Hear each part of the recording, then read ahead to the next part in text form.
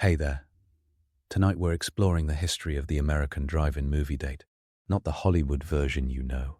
This romance was engineered in a New Jersey driveway, priced by the car, and powered by popcorn. If these stories help you unwind, I'd love a quick like or subscribe, but only if they're genuinely working for you.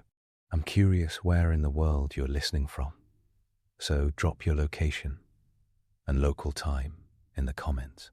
It's amazing seeing our little community span the globe through these historical tales. Now settle in, maybe turn on some white noise, or grab your favorite blanket, and let's drift into tonight's story together. The American drive-in movie date did not begin under a towering screen or in a Chevy with fins like chrome lightning. It began in a New Jersey driveway with a garden sprinkler, a Kodak projector, and a wild idea about sightlines. It started with Richard M. Hollingshead Jr., a Camden businessman who in 1932 pinned a white sheet to trees, balanced a projector on his car hood, sat his mother in the family sedan at different distances, and turned on a backyard sprinkler to see how water might affect the view and the heat. That is literally the origin story, not the myth. The U.S. Patent and Trademark Office backed him up with Patent No. 1,909,537 on May 16, 1933. The man didn't pitch a teenage make-out empire. He pitched a new way to watch movies without being glared at by ushers for bringing a baby. The first commercial drive-in opened June 6, 1933, on Admiral Wilson Boulevard in Camden, New Jersey.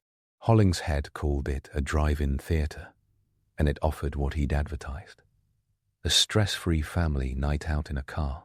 Admission was reportedly 25 cents per person and 25 cents per car, with a maximum of $1, a simple arithmetic trick that sounded generous during the Great Depression. The lot had elevated ramp parking, those gentle mounds that tipped cars toward the screen, a design Hollingshead actually diagrammed in his patent to fix the classic flat lot sightline problem. The screen was big, but the sound was not. Early drive-ins blasted one centrally located speaker, which meant the cars up front got blown hair and distortion, while the cars in the back got vibes and confusion. Neighbors also got a soundtrack they did not ask for, and police did not appreciate the accidental outdoor radio station. The first drive-in sputtered out by the next year. The dream wasn't dead. It just needed a new audio plan, cheaper land, and a post-war baby boom. Drive-ins crept forward across the mid-1930s at a stubborn pace. One early survivor was Shankweiler's in Orefield, Pennsylvania, opened April 15, 1934 by Wilson Shankweiler. It's still around, and as of the 21st century, the oldest operating drive-in in the United States. That longevity says more about patience than technology. Through the 1930s, outdoor sound remained rough. Wind and distance ate dialogue. Theaters kept building, but growth stayed cautious, not explosive. World War II clamped down on the momentum. Gasoline and tire rationing began in 1942, and nobody wanted to burn ration coupons to idle in a car, listening to a muffled cowboy yell. East and West Coast blackouts during air raid precautions made nighttime projection a messy gamble. But even in wartime, drive-ins proved adaptable. Lots ran war, bond drives, and public service reels. Audiences could arrive with children half asleep in the back seat because nobody shushed a baby in a car. The model: cheap land on the edge of town, programming that played to families, a giant screen, waited quietly for demobilization. In the 1940s, a crucial piece snapped into place. In-car speakers. The individual speaker on a post, wired to a car window, changed drive-ins from novelty to fully formed movie venues. Parquet and other firms rolled out weatherproof metal speakers that hung on the half-lowered window, piping in mono sound that at least arrived at each spot simultaneously. By the late 1940s, the design settled into the American brain. A sea of inclined parking stalls, speaker posts rising like metallic sunflowers, a glowing white rectangle dominating the horizon, a projection booth behind or beneath the screen throwing light across a football field of Chevrolet. This was the operating system for the classic drive-in date. Then the post-war jet fuel hit. The GI. Bill and pent-up demand for housing blasted suburbs outward, and the highways came to meet them. The Federal Aid Highway Act of 1956 financed around 41,000 miles of interstates. But drive-ins were already piggybacking on widened state roads and ring roads that made big, open tracts easy to reach. Land at the city edges was cheap, and the car was not a symbol. It was oxygen. In 1945, there were fewer than 100 drive-ins. By 1950, around 1,500. By 1955, roughly 3,700. In 1958, the count peaked somewhere around 4,063. Give or take, depending on whose ledger, comprising about a quarter of all movie theaters in the country. The numbers come straight out of industry tallies, like the Motion Picture Almanac and trade reporting that tracked Ozeners, the affectionate insider term for drive-ins. The drive-in date bloomed inside that car culture. Bench seats were standard. Steering wheels were thinner. Wraparound windshields in the mid-1950s created a curved panorama that felt like a personal cinema dome. Tail fins rose to aerodynamic satire, peaking with 1959 Cadillacs, stacked like rocket stabilizers, nearly 42 inches tall on the Eldorado. Ford, Chevrolet, Plymouth, every brand sold more than a car. They sold a rolling living room, and the drive-in absorbed that pitch and fed it back with a screen the size of a barn. Teenagers, a demographic that ballooned to roughly 13 million by the mid-1950s, pulsed through the culture with cash. Contemporary business and magazine estimates pegged teen spending power in the billions by 1960. The drive-in date had both permission and a parking lot. Here comes the myth that needs a firm tap with the historical stick. Drive-ins were not invented for teenagers to kiss in semi-darkness. The earliest ads aimed straight at parents, especially mothers. Hollingshead's own pitch included the line that the whole family could attend with no babysitter, a feature, not a bug. Drive-ins in the 1940s and 1950s built playgrounds under the screen, bottle warming stations in the concession stand, kiddie train rides, pony rides, and sometimes on-site laundromats. The all-weather drive-in in Copiague, Long Island, opened in 1948, packed in amenities, a full restaurant, a playground, a capacity reportedly around 2,500 cars. This was Disneyland with a screen and a fryer. Yet culture never ignores a dark corner. As teenagers gained cars and the car gained privacy, the drive-in date gained a certain reputation. The phrase passion pits didn't arrive from historians decades later. It shows up in newspapers and magazines of the era. Pastors scolded, columnists tut-tutted, managers posted no necking signs, alongside warnings about keeping windows clear to hear the movie. Stadium seating never inspired city councils to pass decorum rules, but a field of semi-private boxes with bench seats did. That disparity says everything. While critics imagined every teenager doing the horizontal mumbo to a B movie, the reality documented in box office reports and programming schedules, leaned family. Disney films played like clockwork. Westerns, comedies, and musicals anchored weekly schedules. Then late-night dusk to dawn, marathons and horror sets added spice for the brave, the bored, and the date seeking a socially acceptable adrenaline hit. Double features were the norm, sometimes triples, and the programming played like a mixtape. A solid A picture early, a weirder B picture late. Managers understood the timeline. Families during the first feature, older teens holding out for the late show. The economic model that kept the screen lit was not the ticket. It was the French fry. Concession stands paid the bills. Popcorn cost pennies and sold for many, many times that. Let's all go to the lobby. That earworm animated short from 1957, made by Filmax Studios, was not a public service. It was a gravitational pull toward 300% to 800% markups. Drive-ins leveled it up with window trays, car hop service at some locations, and menus that turned parked cars into diners. Burgers, hot dogs, milkshakes, even pizza in ambitious stands. Some sold insect repellent coils or fogged the lot with insecticide.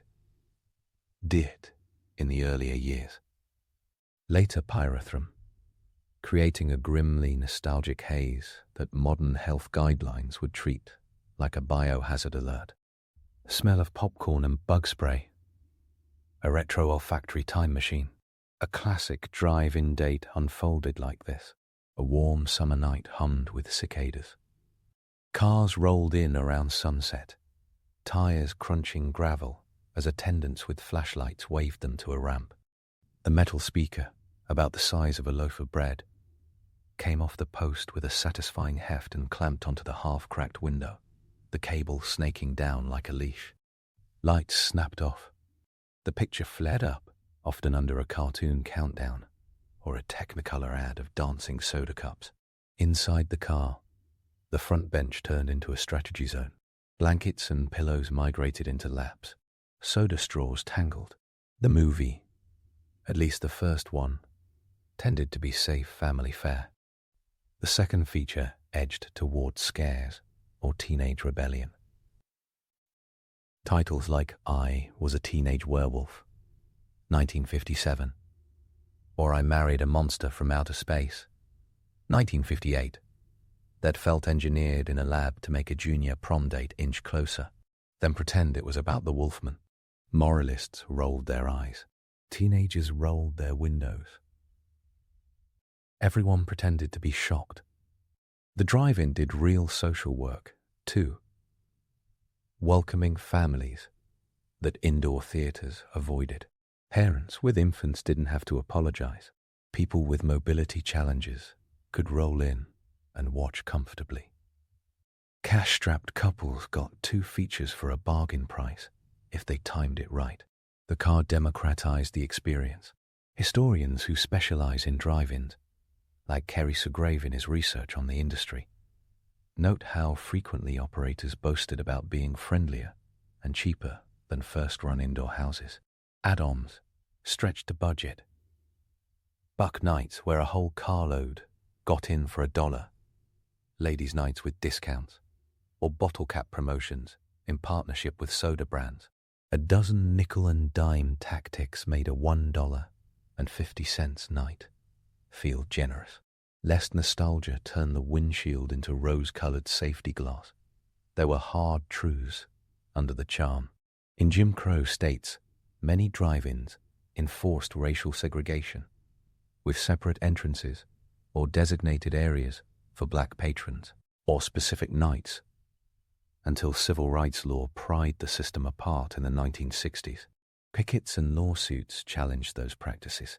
The Civil Rights Act of 1964 outlawed segregation in public accommodations, but as with diners and hotels, actual equal access arrived unevenly.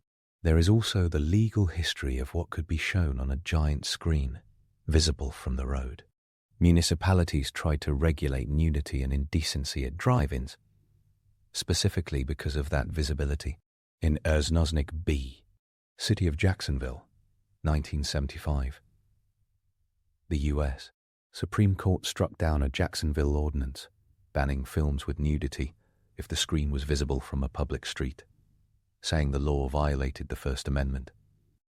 That case sits as a signpost for how uniquely drive-ins forced courts to think about content and sightlines as a civic issue. Technology never stopped creeping into the rituals. In the 1950s, some drive-ins added electric car heaters, metal heating units that hung on the window like the speakers. To push their season deeper into fall and winter, cold weather states experimented with heated screens and heated posts. Theaters in the Sun Belt didn't need them, and some ran year-round. In the 1960s and 1970s, operators gradually began ditching wired speakers in favor of FM radio transmission, a short-range broadcast that allowed the movie's audio to come through the car's own stereo.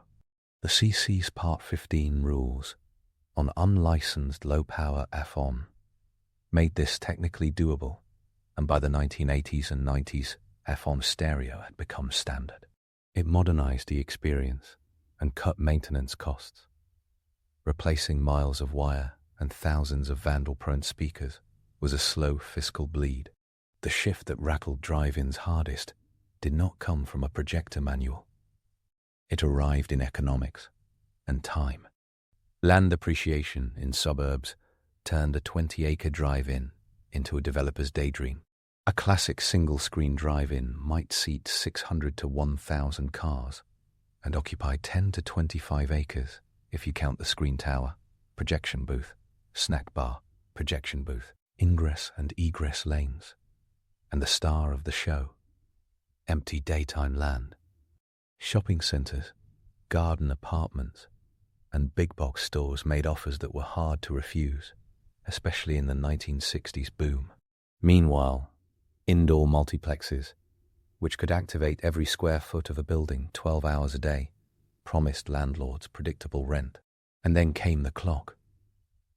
The Uniform Time Act of 1966 pushed daylight saving time across most of the country, which sounds dull until realizing it shoved darkness later into the evening. Families with small kids did not cherish a first feature, starting at 9 p.m. on a school night. Even Saturday night sagged, as though start times slipped. Television did its damage earlier, but in the 1970s and 1980s, home air conditioning and home video snuck the theater into the living room entirely. VCRs and eventually DVDs allowed movie night to happen on a couch with a pause button. Cable stretched late-night options into infinity. Drive-ins splintered their strategies. Some doubled down on family fare and specials, adding flea markets or swap meets by day to monetize that glorious asphalt. The Fort Lauderdale swap shop grew into a 14-screen drive-in and a giant flea market, a Florida hybrid temple to both capitalism and car culture. Others chose an edgier route, especially in the 1970s after the MPA rating system, launched in 1968, and the countercultural audience matured. Raw and X-rated fare reclaimed the Passion Pit moniker with a wink and a nudge, which sparked the court battles over visibility from public roads and kept local zoning boards busy. The oil shocks of 1973 and 1979 added insult to injury. When gasoline lines curl around the block and prices spasm, idling through a triple feature looks less romantic and more like a bad plan. The number of operating drive-ins shrank with stomach-dropping speed. The early 1980s still counted more than 2,400. By 1990, fewer than 1,000. By the early 2010s, most tallies placed the number under 400, around 330 to 350 active sites.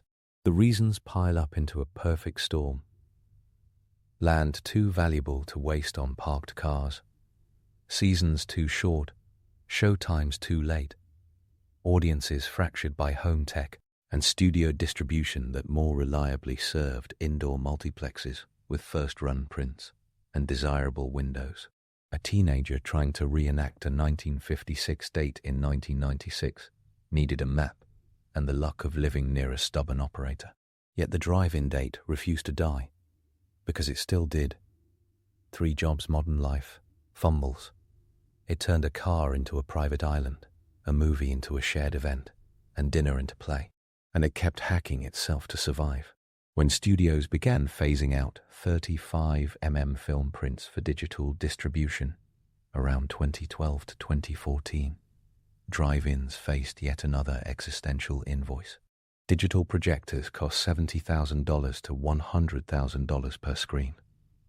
Money many seasonal, single-screen businesses did not have. Corporate philanthropy, crowdfunding, and community pleas answered with a few surprising wins.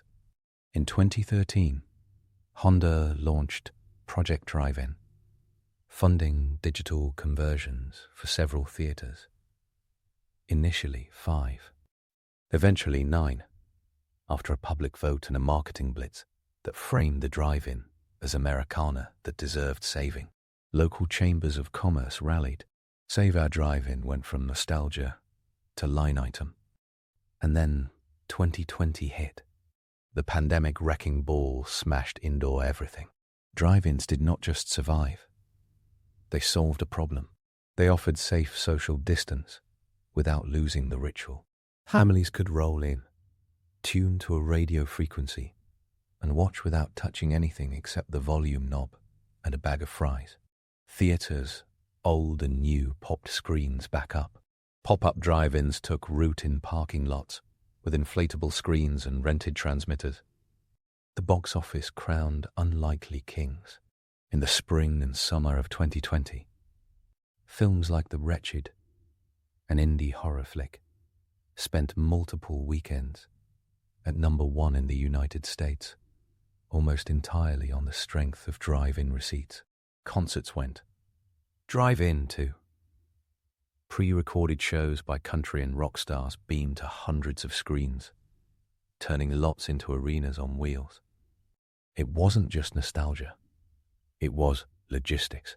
The mythology around the drive-in date tends to alternate between motorcycles prowl, the lot menace, and poodle skirt innocence. The reality lives in between, with more French fries.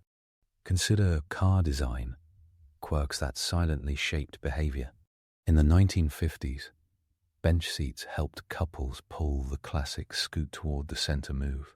But by the early 1960s, American manufacturers shifted toward bucket seats and middle consoles in many models, especially compacts and sporty cars. Think the 1964 Mustang, making the front seat less cooperative for cuddling. Drive-in operators noticed. Those no necking signs looked less necessary as seatbelts and bumpers turned intimate geometries into ergonomics puzzles. Then there's the smuggling law. Teenagers claimed to hide friends in trunks to dodge per-head charges. Managers claimed to catch them with a flourish. The practice existed, but as a proportion of overall attendance, it was more urban legend than economic catastrophe. Operators responded by simplifying ticketing to per-car pricing on certain nights and stationing attendants far down the entrance lane to count heads. The myth refuses to die because it's narratively perfect. A literal secret passenger. But when owners tell their balance sheets where the money is, it points to the concession stand. Drive-in management eventually understood the risks of the speaker hardware too. Those grey speakers were durable but heavy. Slamming a window with one attached could crack glass. And more than one operator kept a coffee can filled with broken window reimbursement, notes, and a folder of incident reports. Rain and lightning were their own recurring characters. A good thunderstorm and a July Saturday could erase a week's profit in 10 minutes. The earliest film stock also sparked literal fires. Nitrate film before the 1950s made projectionists treat reels like explosives. Post-war safety film reduced the combustibility, and safer screen towers, often steel or concrete, became standard. Screens grew along with widescreen formats.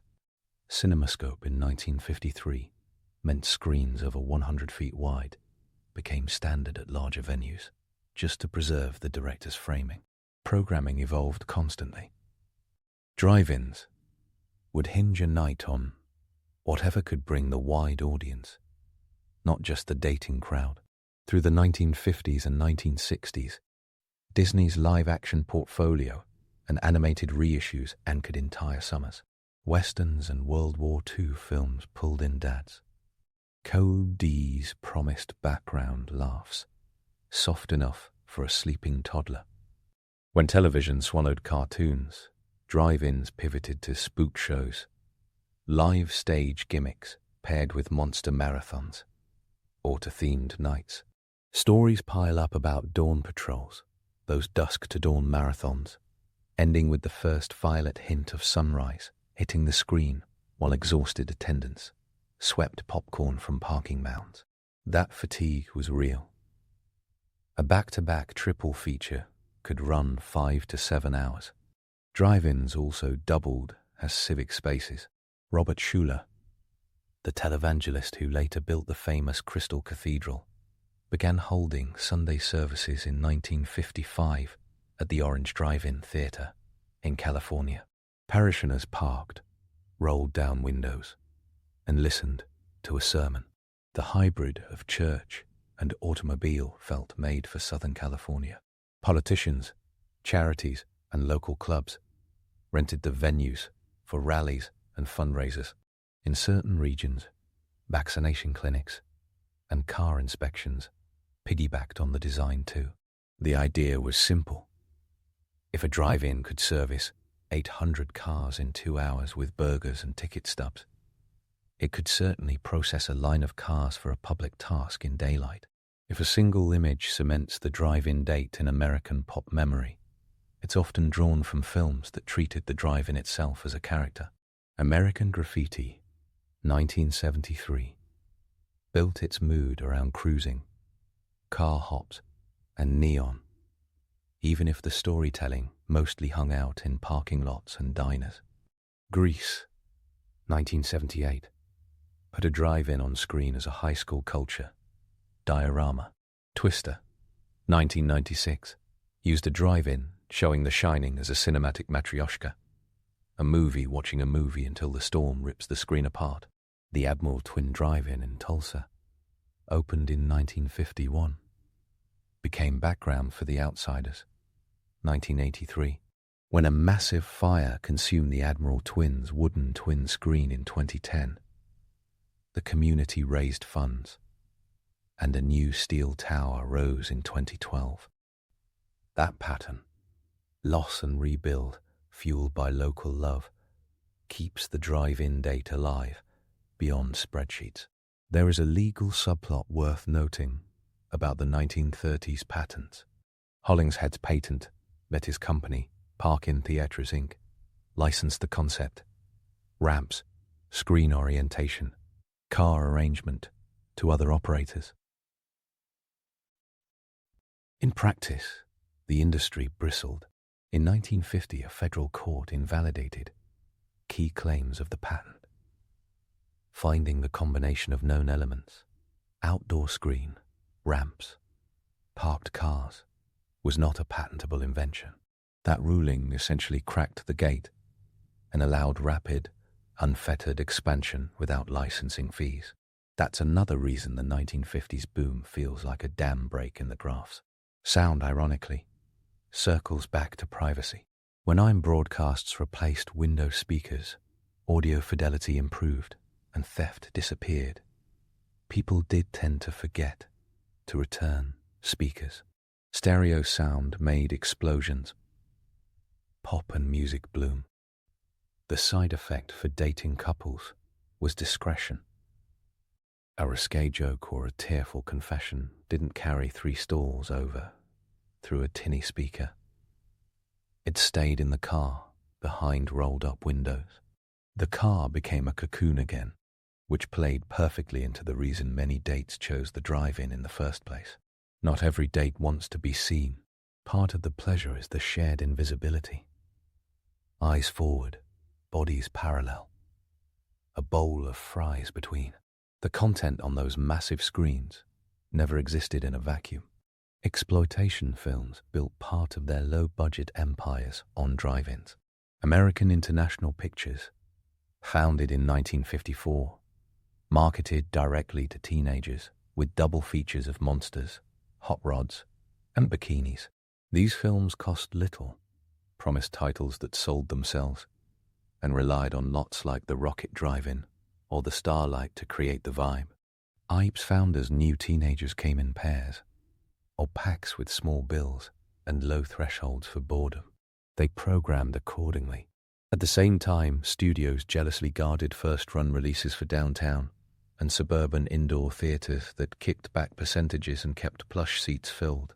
Drive-ins fought for prints, sometimes running second-run prints weeks later. Yet the children's film pipeline was a steady friend. If you ever see a photo of a 1950s screen lobby with a cardboard cutout of a cartoon chipmunk or a pirate in a cape, that week's gross probably made the owner smile. American dating rituals changed underfoot. In the 1950s, the drive-in date lined up with curfews, slower weeks, and parental expectations about supervised fun. By the 1970s, the date night options exploded with malls, concerts, arcades, and 1,000 micro-scenes segmented by music taste and subculture. The drive-in still worked, but as one character in an ensemble, not the star. By the 1990s, the car itself morphed. Minivans and SUVs took the lead. A family in a minivan could treat a drive-in as a living room, complete with fold-down seats and hatchbacks turned into pillow forts. Couples in two-door compacts found their own strategies, often flipping the script by parking backward, popping the hatch, and turning the trunk into a makeshift balcony. The romance did not die. It sprawled into new shapes. Then there is the ambient comedy that attaches to drive-ins, like ketchup splatters. Every operator collects a list. Teenagers returning the wrong speaker. Couples tearing a speaker off and driving home with it, like a metallic barnacle. Summer nights so humid. Windshields fogged from the inside. Horns blaring when a reel change goes wrong. And the sacred chorus of beeps when the concession stand ad flashes. Honk if you want us to open early. Bugs dive-bombed the projector beam like they'd been cast. Lightning storms turned action films into strobe parties. Rain turned romantic comedies into ghost stories. Outdoor cinema is part theatre, part weather report. Patrons came prepared. Blankets, sweaters, jumper cables. Outdoor cinema also carries an aesthetic no streaming service can algorithm.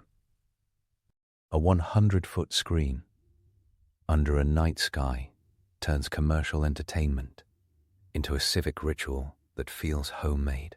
The smell of grass or dust, the low hum of engines shutting off and windows cranking down, the little constellation of dashboard lights blinking out one by one, even the white cone of light from the projector, the way it cuts the dark, feels iconic because humans are moths with driver's licenses. Plenty of institutions have tried to pin a date for the death of the drive-in. Several rounds of obituaries ran. When television cracked 90% household penetration in the late 1950s, when daylight saving time became law in 1966, when VCRs went mass market in the early 1980s, when digital projection costs loomed in the early 2010s. All of those moments are real milestones. None of them put a final stake through the drive-in date. The old maps show why. The venues that survive tend to sit far enough from explosive land values, close enough to a community that cares, and flexible enough to rent their asphalt for Sunday flea markets, morning farmers markets, and daytime car shows. In short, they get scrappy.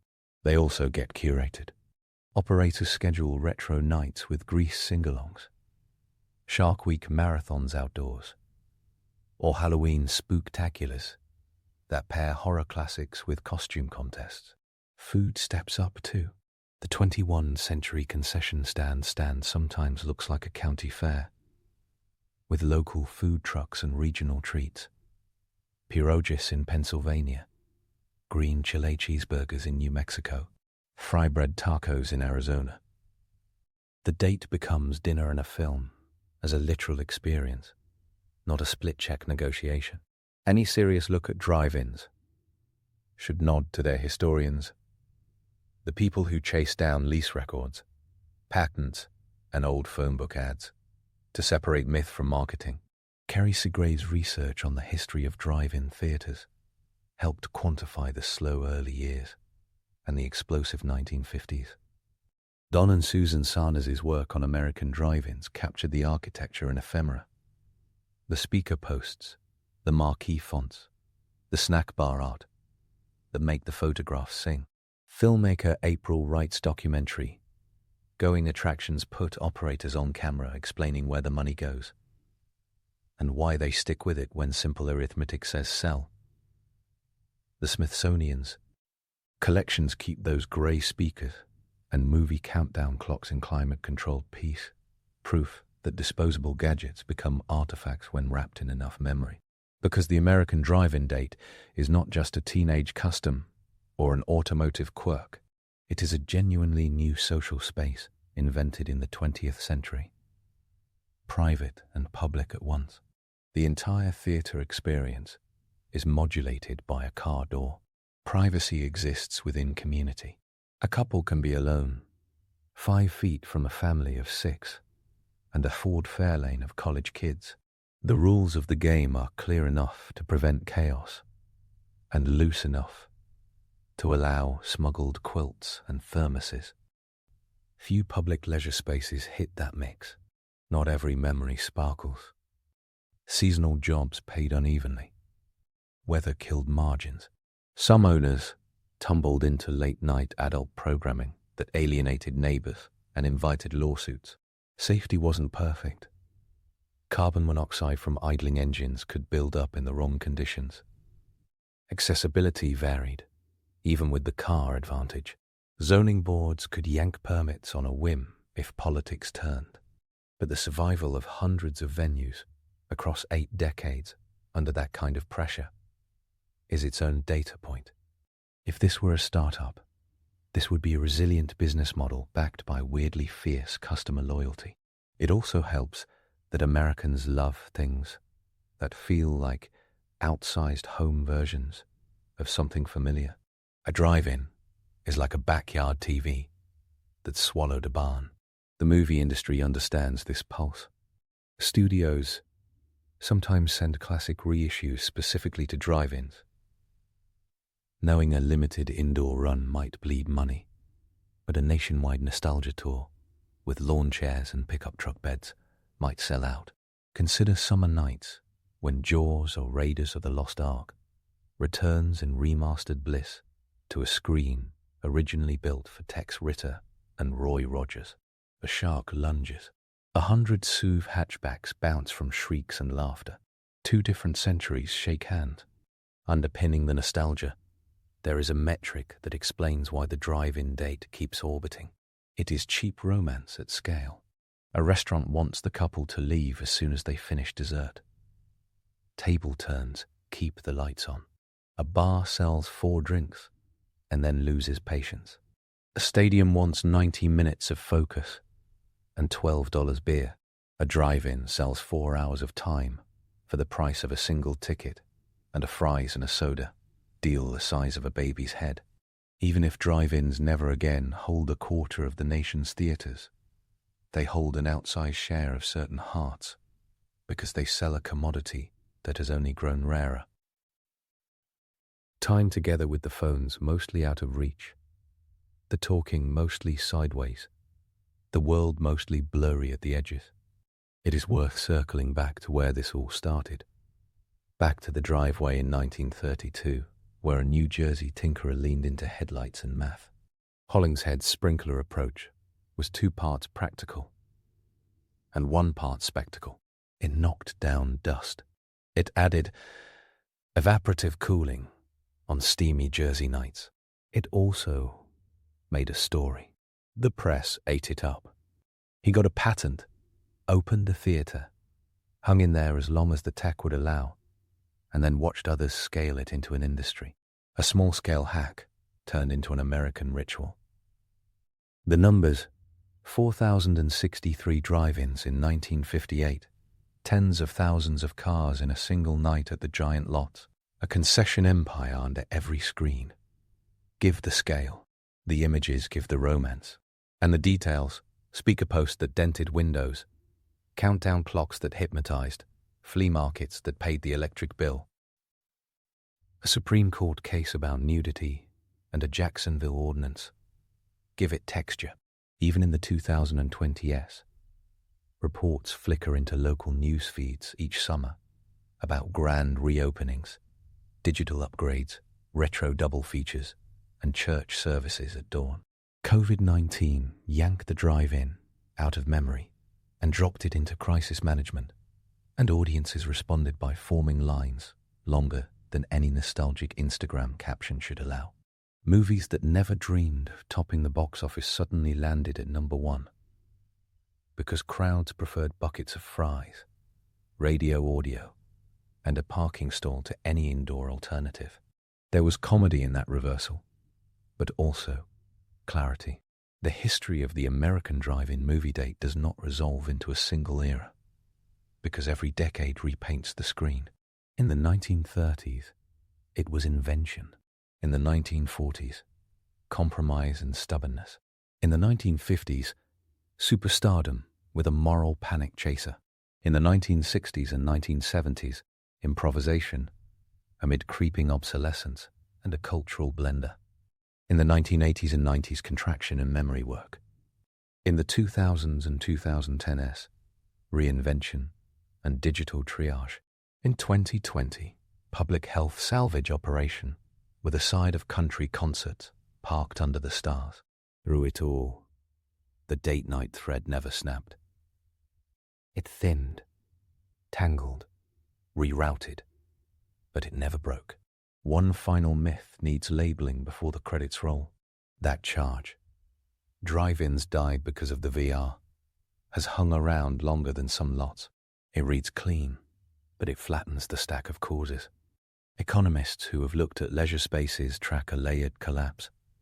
Land values, suburban design, time changes, legal pressures, television, air conditioning, mall culture, multiplexes, home video, and then digital tech. The VR was a stressor, not a silver bullet. If a drive-in sat on 20 acres, suddenly worth $10 million to a developer in 1986, a stack of rental tapes and a Sunday afternoon of Matlock were not the deciding factors. Nor did the shift to adult content kill the form on its own. Plenty of clean programming venues shuttered for reasons that had nothing to do with moral panics. The myth persists because monocle stories are delicious. The truth holds more moving parts and more fries. The best fact-shaped argument for why the drive-in date still matters might be the small season opener stats fans share. On the first warm Friday in April, cars start to queue an hour early. Pickup trucks back in. Blankets appear. The concession stand smells like popcorn oil, hitting hot steel for the first time since October. Teenagers hover in hoodies, half daring each other to talk to someone new. Parents carry diaper bags and bad coffee. A projector hums in the booth. A hat lamp warming up, ready to broadcast the same white light that has chased moths and kisses since 1933. That hum is history making itself useful again. A drive-in date promises the drama of a giant screen, the safety of a locked door, and the gamble that in the dark, with the radio low, The night might add up to more than the sum of its parts, and the originator in that cabin driveway would probably laugh at the romance assigned to his sprinkler test. He just wanted to fix the angle so a car could see a screen. Once that angle existed, the culture did the rest. Millions of couples found a second home wedged between a gear shift and a fry box. Millions of kids fell asleep 10 minutes into a comedy. Millions of speakers clacked onto Windows and then, mercifully, switched to IM stereo. Drive-ins made outdoor movies not an experiment, but a habit. The date is the habit dressed up, fed, and aimed at a horizon. Only 2 requirements survived every redesign: someone to watch with and somewhere to park. The rest, the numbers, court cases, tail-fin heights, playlist of horror flicks and princess cartoons, makes the story fun to tell. According to the US Patent Office, the concept started legal on paper before it ever sold a ticket. According to the Motion Picture Almanac and box office reports, the boom was real and counted in 4 digits. According to Supreme Court casebooks, the screen changed First Amendment law. According to operators interviewed in April Wright's documentary and documented by historians, the money trail runs through the snack bar. And according to every photo of a 1957 Chevy with a speaker on the window taken at dusk, the romance was never really about the film. The film mattered, but the format carried the night. It still does, under the right stars, on the right pasture of asphalt. With the radio meeting the picture at the exact second, the hero says the line someone wanted to hear. A place invented to let a mother with a baby see a movie turned out to be an accidental cathedral for date night. That accident is the most American thing about it. Our journey through history continues with the religious practices of ancient Mesopotamians. A priest in Babylon grabbed the king by the ears and slapped him hard enough to test for tears. Not a metaphor. During the Akitu New Year festival, inside Marduk's temple, the high priest stripped the ruler of crown and scepter, then struck his face. If the king wept, the omen came back positive. The gods still favored the city. No tears meant divine side-eye, and an urgent calendar invite for more rituals. Ancient Mesopotamian religion did not dabble in vague spirituality. It operated like a cosmic audit, complete with checklists, omens, and receipts pressed in clay. The stage stretched from the Persian Gulf to northern Iraq and into parts of Syria and Turkey. Between the Tigris and Euphrates, cities like Uruk, Nippur, Kish, Babylon, Ashur, and Nineveh engineered not only canals and taxes, but an entire workflow for divinity. From roughly 3,300 buys, when writing first scratched onto clay in Uruk, through the Neo-Babylonian boom under Nebuchadnezzar II, 605, 562 Bes, and into the Persian period after 539 Bes, their religious system evolved, but never lost its obsession with order. The gods loved law, and the law loved ledgers. The pantheon came with a hierarchy that would make a corporate org chart blush. At the top, a sky god named Akakanian, Anu held honorary chair status, respect, less day-to-day management. In practice, Enlil of Nippur ran the middle office. Wines, fates, the heavy-duty executive decisions. Enki, Akkadian Ea, lived in the freshwater abyss, the Apsu, and moonlighted as patron of craft, magic, and oh-so-convenient rescue tips whenever other gods made a mess. Ishtar, Sumerian. Inanna, flexed as goddess of love and war, embodied by the planet Venus. Shamash, Sumerian, Utu, was the sun and the god of justice, which doubled as celestial spotlight and moral surveillance camera. The moon, Sin, Sumerian Nana, tracked months and sleepless thoughts. Adnergal for plague and war, Ereshkigal for the underworld, Ninorta for agriculture and warfare logistics, Nabu for writing and scribal swagger, and a few hundred more.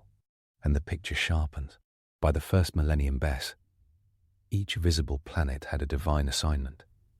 Jupiter as Marduk, Venus as Ishtar, Saturn as Ninurta, Mars as Nergal, Mercury as Nabu.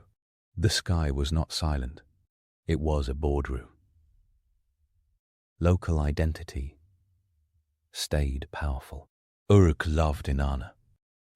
Centered on the moon god Nana. Nippur carried Enlil's heavyweight home court in the Ekaror mountain house. Assyria named itself after the national god Ashur. Babylon rose with Marduk, especially after the Enumena Elish creation epic promoted him around 1100 to 700 BC into chairman of the cosmos. Mesopotamians did not pivot to monotheism. They ran a federation.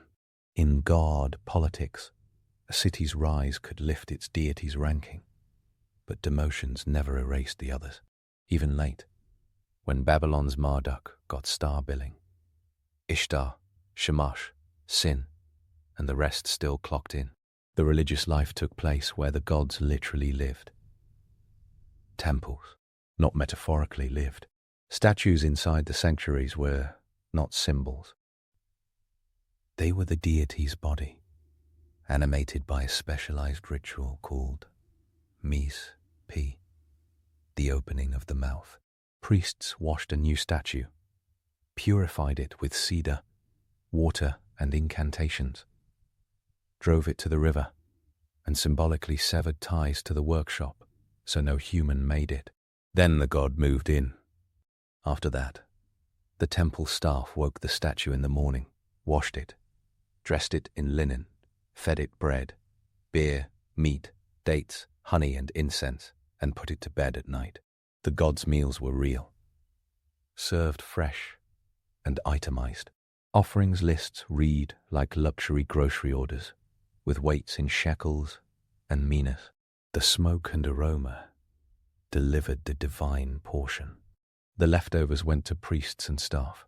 Nothing wasted, not even holiness. The building that screamed Mesopotamia from a mile away was the ziggurat, the giant terraced platform capped by a small temple. The ziggurat of started by Nummu around 2100 Bess, and spruced up by his son Shulgi, still throws serious shadow. Its original height reached roughly 30 meters, with a footprint around 64 by 45 meters.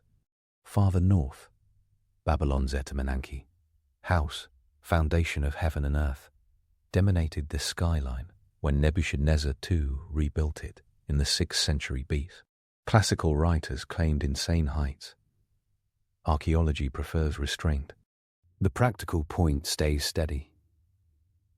Cigarettes raised the god's house above floodplains, mud, and mortal noise. Astronomers worked in temples and watched the sky. But the ziggurat was not an observatory with lab coats and telescopes. It was a platform for presence. They were not shy about dramatic theology either.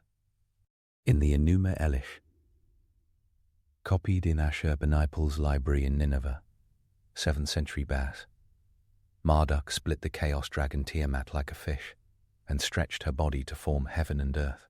He nailed down stars as timekeepers delegated to the other gods and founded the temple of Esagila in Babylon as headquarters for cosmic order. The ritual reading of this epic during the Akitu festival resynced the calendar with celestial politics. The city thrived. Therefore, the god approved.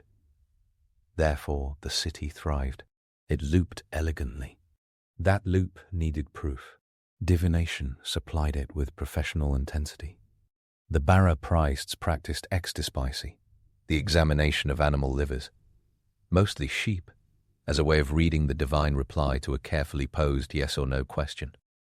This was not messy intuition. It was a codified science with textbooks. Clay models of livers marked into sections with names like Palace Gate and Weapon have been found from the Old Babylonian period onward, including famous examples from Mari and later Assyria. The master series Barutu ran to dozens upon dozens of tablets, cataloguing every bump, spot, and fissure. A groove here meant victory. A hole there meant the enemy would cross a river. A blister-like mark under the finger signaled revolt in a border province. It read like an anatomical spreadsheet. The literary cousins of this liver logic tracked the sky. The massive omen series, Enuma, Anu, and Lil, filled around 70 tablets with protocols for interpreting lunar eclipses, comets, weather, planetary behavior, and more. If Mars stood in a certain constellation on the new moon, a prince would die. If a halo encircled the moon and touched a specific star, barley prices would crash. This was not astrology as modern pop memes propose, with personality quizzes and retrograde panic. It was state surveillance of the heavens. Babylonian astronomer scribes recorded decades of planet risings and settings. The Venus tablet of Amisadukwa preserved data from a 21-year cycle in the 17th century BC. By the first millennium BC, astronomical diaries ran across centuries, noting daily sky conditions alongside the price of barley and sesame. The zodiac settled into 12 equal signs during or before the Persian period. But its skeleton formed in Mesopotamia, long before Hipparchus or Ptolemy refined it. A heavenly bureaucracy watched by an earthly one. Divination did not mean passive doom. They built an entire toolkit of apotropaic magic to deflect bad fates. An eclipse predicted harm to the king. The remedy launched immediately. The substitute king ritual.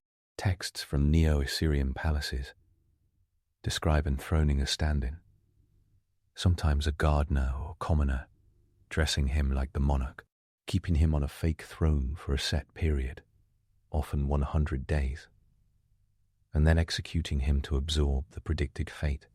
The real king shaved his hair, hid in the palace, and laid low, then re-emerged after the ritual window closed. It sounds brutal, because it was. It also shows how deeply they believed that omens did not announce inevitability. They announced to-do list. Magic and medicine overlapped in a way modern pharmacists and therapists would recognize. The Ashipu, often translated as exorcist, specialized in incantations, purification, and demon management. The Azu handled the practical medicine. Poultice, oils, herbs. They teamed up. A fever could be the hand of a ghost. In diagnosis texts, the fix might combine coriander oil, water from a specific well, and an incantation series like Serpu, burning, or Maglu, burning, recited overnight with figurines of witches burned at dawn. Earth complications faced Lamashtu, a fearsome baby-snatching goddess, so households deployed bronze amulets of Pazuzu, a wind demon with lion head and scorpion tail, because, in an ironical plot twist, he scared off worse monsters. It was not cute Halloween decor. Those amulets hung over cradles for survival. Every level of society plugged into ritual. The household altar sat near the courtyard. Libation tubes sank into the ground so families could pour beer and water to their dead. The Kispum offerings that kept ancestors from turning cranky. No fiery hell, no shining heaven. The underworld. Ikala, the land of no return, delivered dreary equality. Ghosts who received bread, beer, and water at regular intervals rested quietly. Neglected ghosts grew loud. Incantations to silence them read exactly like what anyone living over a noisy bar would pay for today. Mesopotamians often buried relatives under house floors, both for emotional closeness and real estate management. The present lived quite literally on top of the past. Funerals and the afterlife also come encoded in myth. In the descent of Ishtar, the goddess passed 7 gates, stripped of jewelry and clothes at each checkpoint, and confronted her sister Reshkigal in the underworld. The world above went infertile until Ishtar returned, traded with Tammuz, Sumerian, Dumuzi, whose seasonal death and return echoed in rituals and regret. The dead did not receive moral sorting. The living did. The gods judged behavior in this life, doling out plagues, droughts, victories, and market crashes. Justice looked immediate. Temples, in this divine economy, were engines. They held fields, herds, workshops, and staff lists, measured in hundreds or thousands. Ration text from the Ur 3 period, 2112, 2004 Bas. Recorded barley allotments by the litter to workers, with beer rations baked into daily survival. Priests of many ranks kept the cult clock on time. Titles dotted the files. The Sengu, temple administrator, the Gudu priest, the Kalu lamentation chanter, the Gala, often a male lamentation priest, using the Emesal dialect of Sumerian in performance. Scribal schools, Edibus, sat inside temple complexes, where apprentices memorized lexical lists like Ura, equal sign, Hubulu, and law collections on obedience and language. They sang the gods awake and soothed them to sleep. They processed statues down specially paved roads,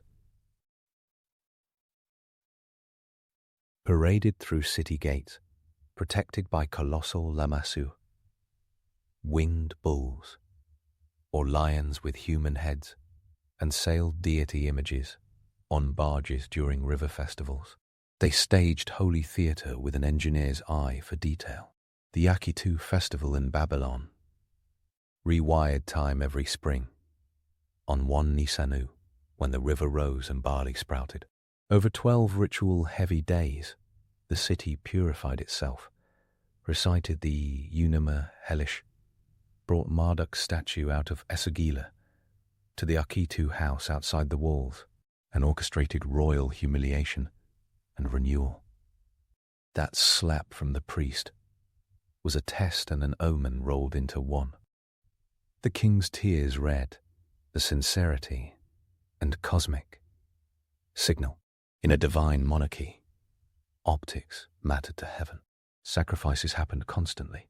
Animal offerings went to the gods with predictable regularity. Grain, breads in multiple shapes, baked goods with delightful Sumerian names, dates, figs, beer in jars labeled for quality, and oil perfumed the sanctuaries. Blood sacrifice was not a human thing, at least not as standard policy. That turns into the first big myth to dismantle. Human sacrifice appears spectacularly in the royal cemetery of Ur around 2600, 2450 Bar, where British archaeologist Leonard Woolley uncovered death pits with rows of attendants laid out with cups, lyres, and jewelry. One of the largest, PG 1237, the Great Death Pit, contained 74 bodies. Puabi's tomb, PG 800, came with a golden headdress and absolute luxury. The early royal dead went out surrounded by their court, very likely an orchestrated mass death that might have involved poison or asphyxiation. Then the practice stopped.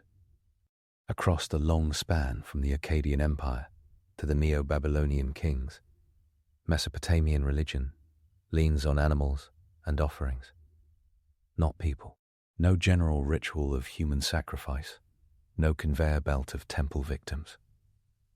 A Bronze Age exception at Ur, then back to sheep, oxen, and goats. The second myth slips in with tabloid confidence and real evidence problems. The famous sacred marriage, the Heroes Gamos, often gets sold as ritual sex work inside temples, a system of temple prostitution. The ancient texts deliver nuance, and a lot more ritual than sex. Kings like Shulgi of 2094-2047b boast of joining with the High Priestess, the NTU of Inanna, during the new year for a sacred marriage ceremony, aligning royal fertility with the lands. Hymns speak in lush imagery, as love poetry usually does. Scholars such as Stephanie Boudin have systematically dismantled the modern fantasy of temple brothels, filled with sex workers dedicated to deities. Archives from actual temples reveal ration lists, contracts, land deals, and staff rosters, not price lists for sacred encounters.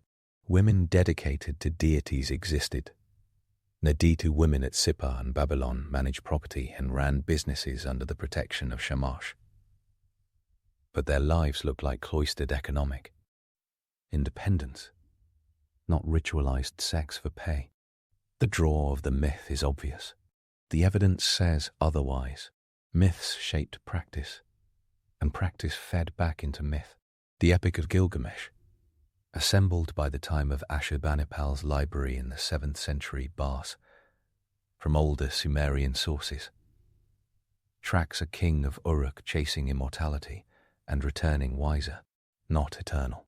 Enkidu's death shows the gods drawing hard lines. The flood story in Atrahasis and in tablet Jik's Eye of Gilgamesh reveals a divine society as capricious as weather. Human noise annoyed Enlil. Ea/Ea, crafty as always, helped a man survive with a boat. The gods regretted their overkill. This is not cynicism. It is realism. Cities rise, canals break, empires fall. The correct response in their universe was not despair. It was better ritual planning. Kingship sat squarely in the lap of these gods. Hammurabi of Babylon carved his authority into a black diorite, stele around 1754 Bars, shown on top standing before Shamash, hand raised, receiving a ring and staff, symbols of justice. In the prologue and epilogue, he invoked Marduk and Shamash and swore curses on anyone who altered his words. Assyrian kings like Esarhaddon, 681-669 BC, used treaties backed by divine curses to secure succession. As in the famous 672 BC succession treaty found at Nimrud. Break the oath, eat the curse. Royal inscriptions read like LinkedIn posts sent to the god. Temples built, canals cleared, enemies thrashed, piety performed. Nebuchadnezzar too practically wrote a construction blog for Babylon. Walls raised in baked brick, processional roads paved in limestone. Isagila restored with imported cedar and shiny new door fittings. Even Achaemenid Persian rule after 539 Bas leaned in. Cyrus the Great presented himself on the Cyrus cylinder as Marduk's chosen restorer, returning stolen cult statues to home cities after Nabonidus had centralized them in Babylon. Politics ran on ritual fuel. The gods traveled, not spiritually, physically. During wars, victors seized statues as hostages. When the Elamites sacked Babylon in 1158 Beth, they carried off Marduk's statue. Assyrian kings loved the prastunt of marching home cities' own gods for show, then sending them back to score loyalty points. A city without its god's body suffered more than heartbreak. The god was absent from the daily meal schedule, the festival, calendar, and the corporate memory that glued life together. Returning a statue was like rebooting the city's soul. Inside temple walls, the everyday cult stayed domestic in scale, even when the numbers ran big. Priests performed hand-raising prayers, tematu, in front of the divine statue, burned incense, imported from Arabia, and offered symbolic libations. The language of liturgy often preserved Sumerian centuries after Akkadian became normal speech. Enheduanna, the daughter of Sargon of Akkad and high priestess of Nana, at in the 23rd century Bas, left hymn collections to Inanna that survive in old Babylonian copies. She stands as one of the earliest named authors in human history, folding poetry, theology, and political legitimation into devotion. Later, lamentation priests preserved city laments, like the lamentation over the destruction of a city 2000 BC, which read almost like municipal obituaries with divine commentary. It hurt to lose a city. The texts show collective grief, metabolized through ritual. Music mattered. Harps and lyres punctuated rites, as the instruments found in the Ur cemetery glitteringly demonstrate. The Kala and Gala priests led Balag drum laments in Emissal dialect, a special liturgical register. Instruments spoke to gods when words alone stumbled. This was a faith. The believed sound had structure and effect. Apotropaic figurines hid in walls and floors, part of household and temple architecture alike. Texts describe burying small statues of protective beings. Apkallu, the 7 sages from the primordial time.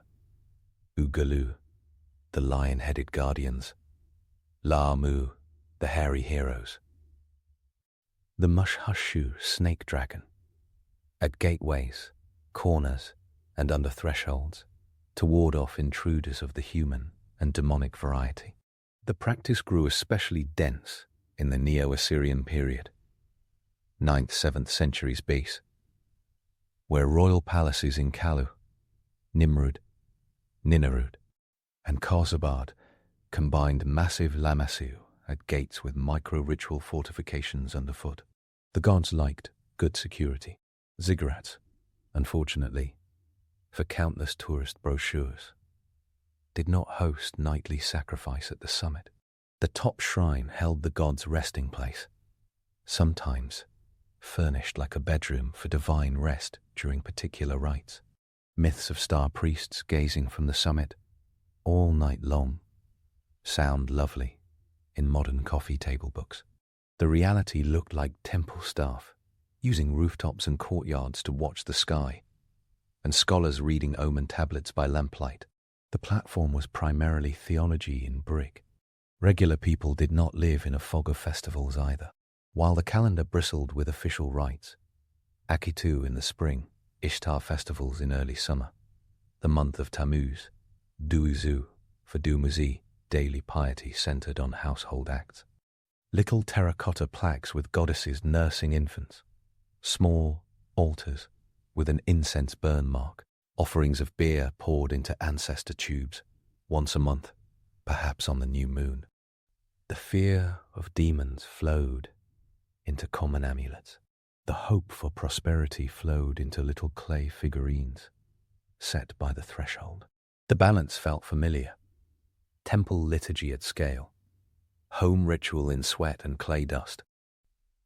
Astral religion deserves special mention. Mesopotamia passed the sky into 3 bands, the paths of Enlil, Anu, and Ea, in early 3-star lists, an organizational move that anticipated later zodiacal rigor. By the first millennium BAS, texts like Mul, Appin compiled systematic knowledge, risings, settings, gnomon lengths by month, constellations by name. Their clerks tracked time by lunations, intercalating extra months. Adaru or, to keep festivals in season. The famous Assyrian eponym list anchors all of Near Eastern chronology with an eclipse on the 15th of June, 763 B. During the eponemy of Bur-Sagal of Gazana, a solar eclipse occurred, recorded in the series. When the sky dimmed, their files noticed. If anyone today writes down Mercury retrograde dates with a smirk, Mesopotamian scholars would nod, open 3 tablets, and ask for the barley price column. Oaths tied every transaction to divine oversight. The boundary stones, known as Kaduru, particularly from the Kassite period, c. 16th, 12th centuries bar. Display carved symbols of gods on top. Crescent for Sin, solar disk for Shamash, 8-pointed star for Ishtar, spade for Marduk, wedge stylus for Nabu. The inscribed text below recorded a land grant or legal decision, capped with curse lines promising that any violator would get shredded by the named deities. Archaeology has several spectacular examples, including one from Meli Shepak II, c. 1180, 1170, 2 BC. If modern law relied on terrified compliance enforced by cosmic storm gods, this was the proof in stone. Religion intersected with foreign policy, and not quietly. Assyrian annals routinely credited Ashur and Ishtar for victories and warned that ritual negligence would flip fortune. The letters from Mari, 1800 BC record prophets, speaking for Ishtar in ecstatic oracles, delivering battlefield advice. The kings treated these as another input, alongside liver omens and scout reports. A Neo-Assyrian king might consult 3 different diviners, a house of prophets at Arbela devoted to Ishtar, and a set of astronomers. Then stage a Nambobi ritual to cancel hostile signs before marching. Consensus mattered. Redundancy mattered more. Temples kept their own economics humming under this planetary management style. The Anna Temple at Uruk employed craft specialists by the dozen. The temple complexes in Nippur, Ur, and Lagash show staff rosters with administrators, bakers, butchers, and cleaners. Grain moved by boat and cart directly to the gods' storehouses. Texts from the Ur, 3, and Old Babylonian periods list beer delivered in exact liters to groups of workers, meal allowances, and sacrificial animals by date and weight. The god ate first. Everyone else ate after. It performed theology and payroll on the same line. Languages tracked this piety in 2 threads. Sumerian remained the liturgical language, long after Akkadian dominated speech. Incantations often appear bilingual. Sumerian lines with Akkadian glosses for pronunciation and meaning. The scribal curriculum used classic Sumerian hymns and proverbs to train memory and handwriting. Emessel, the special liturgical dialect used in lamentations, gave certain songs a distinct sound even in the first millennium bus. Religion preserved grammar as if grammar was sacred. In a sense, it was. The underworld system held steady even as empires rose and fell. Ereshkigal ruled there with Nergal, the two sometimes paired in myths that read like divine office politics. The living performed monthly and annual rites to keep the dead content. If nightmares or wasting illness struck, exorcistic texts blamed an angry ghost and prescribed offerings plus spells to release it. Afterlife judgment did not weigh hearts against feathers. Earthly judgment watched irrigation ditches, balanced ledgers, and corrected kings. Speaking of kings, some stepped over the line into divinity. Naram-Sin of the Akkadian Empire, Sargon's grandson, wore the horned crown of gods in art and claimed divine status in inscriptions. Later rulers were more cautious, though Shulgi of Ur radiated semi-divine confidence. Most Mesopotamian kings called themselves shepherds, chosen by gods, not gods themselves. Tempting exception, practical restraint. A late misunderstanding deserves a careful takedown with receipts. The biblical Tower of Babel story became entangled with Babylon's Etemenanki ziggurat. The link makes intuitive sense. A very tall brick platform in a city, famous for its god complex, spawns a story about divine punishment for skyscraper hubris. The chronology and content do not cooperate. Etemenanki was real.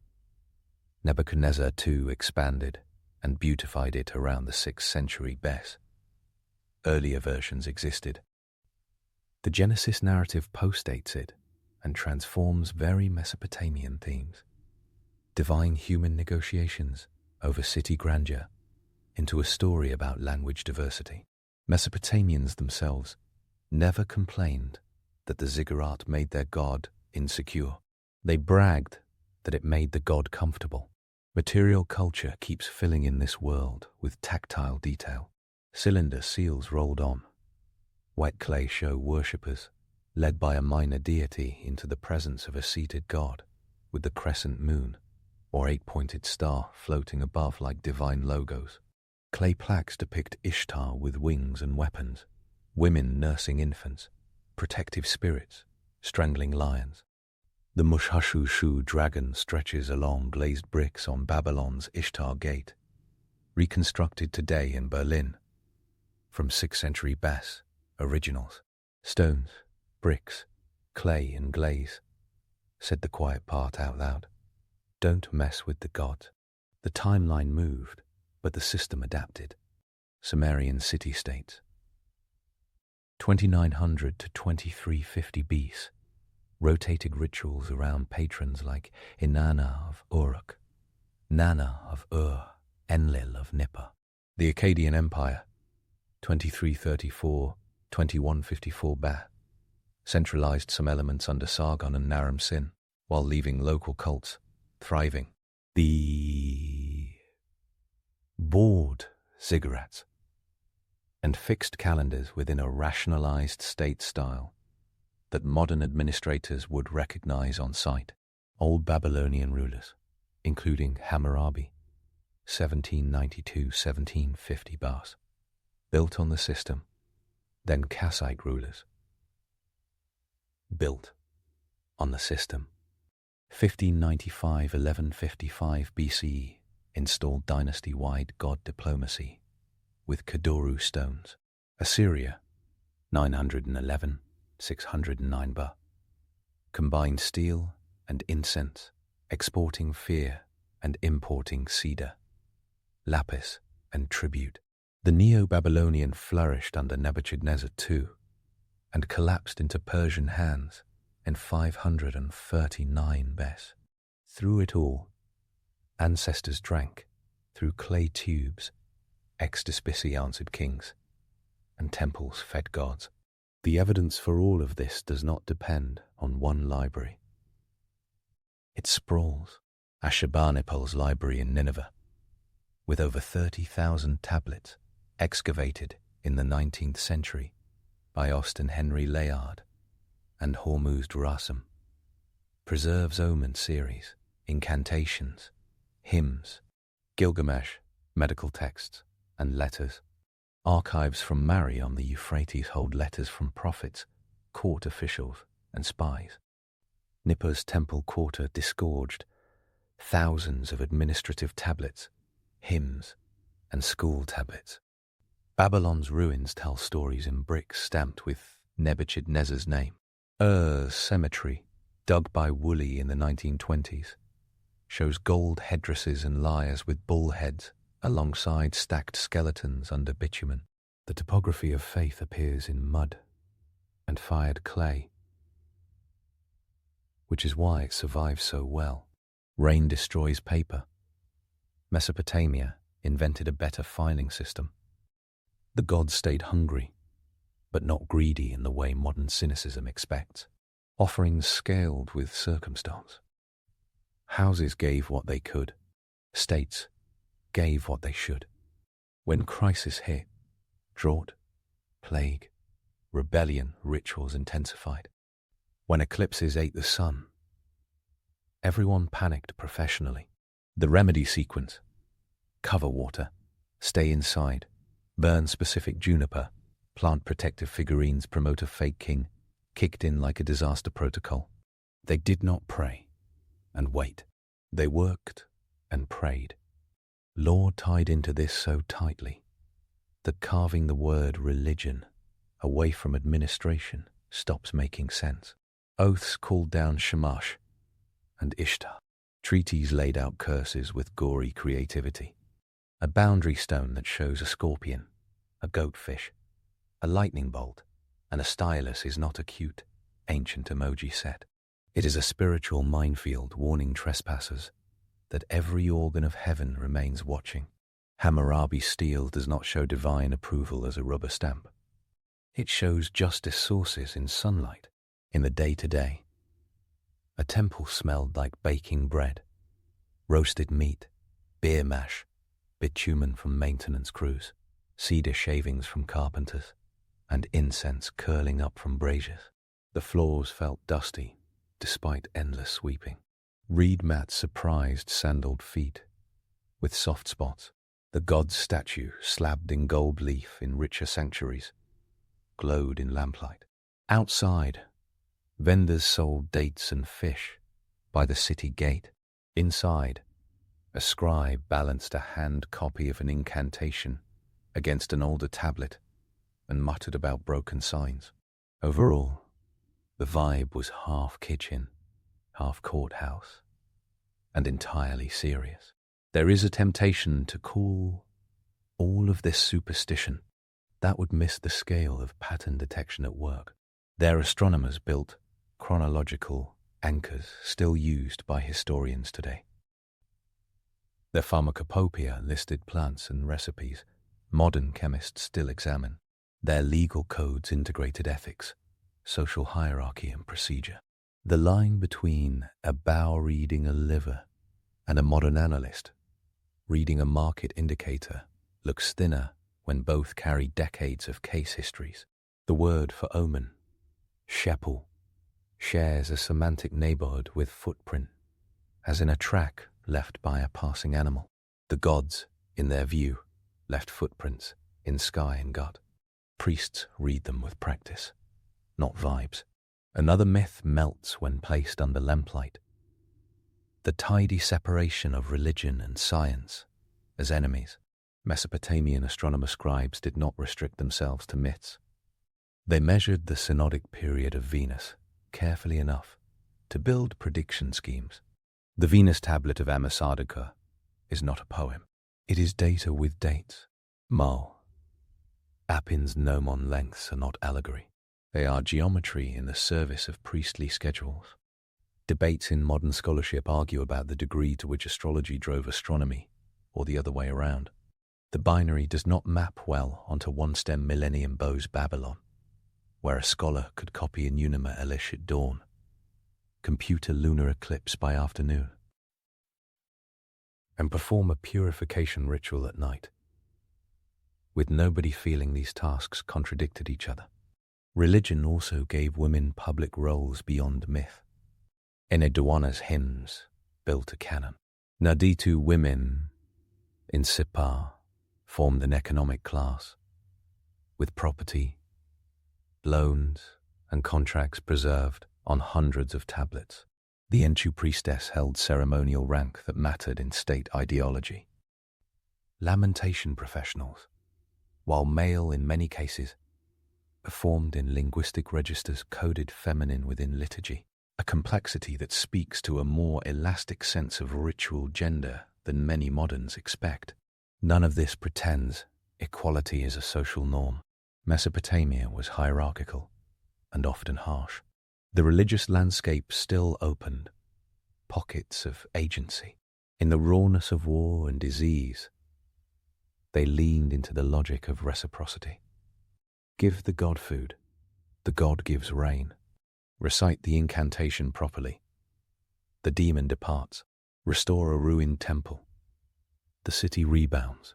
When the Assyrian Empire stretched from the Zagros to the Mediterranean in the 7th century, Bas, the royal inscriptions credited Ashur first and engineering second, sometimes in the same sentence.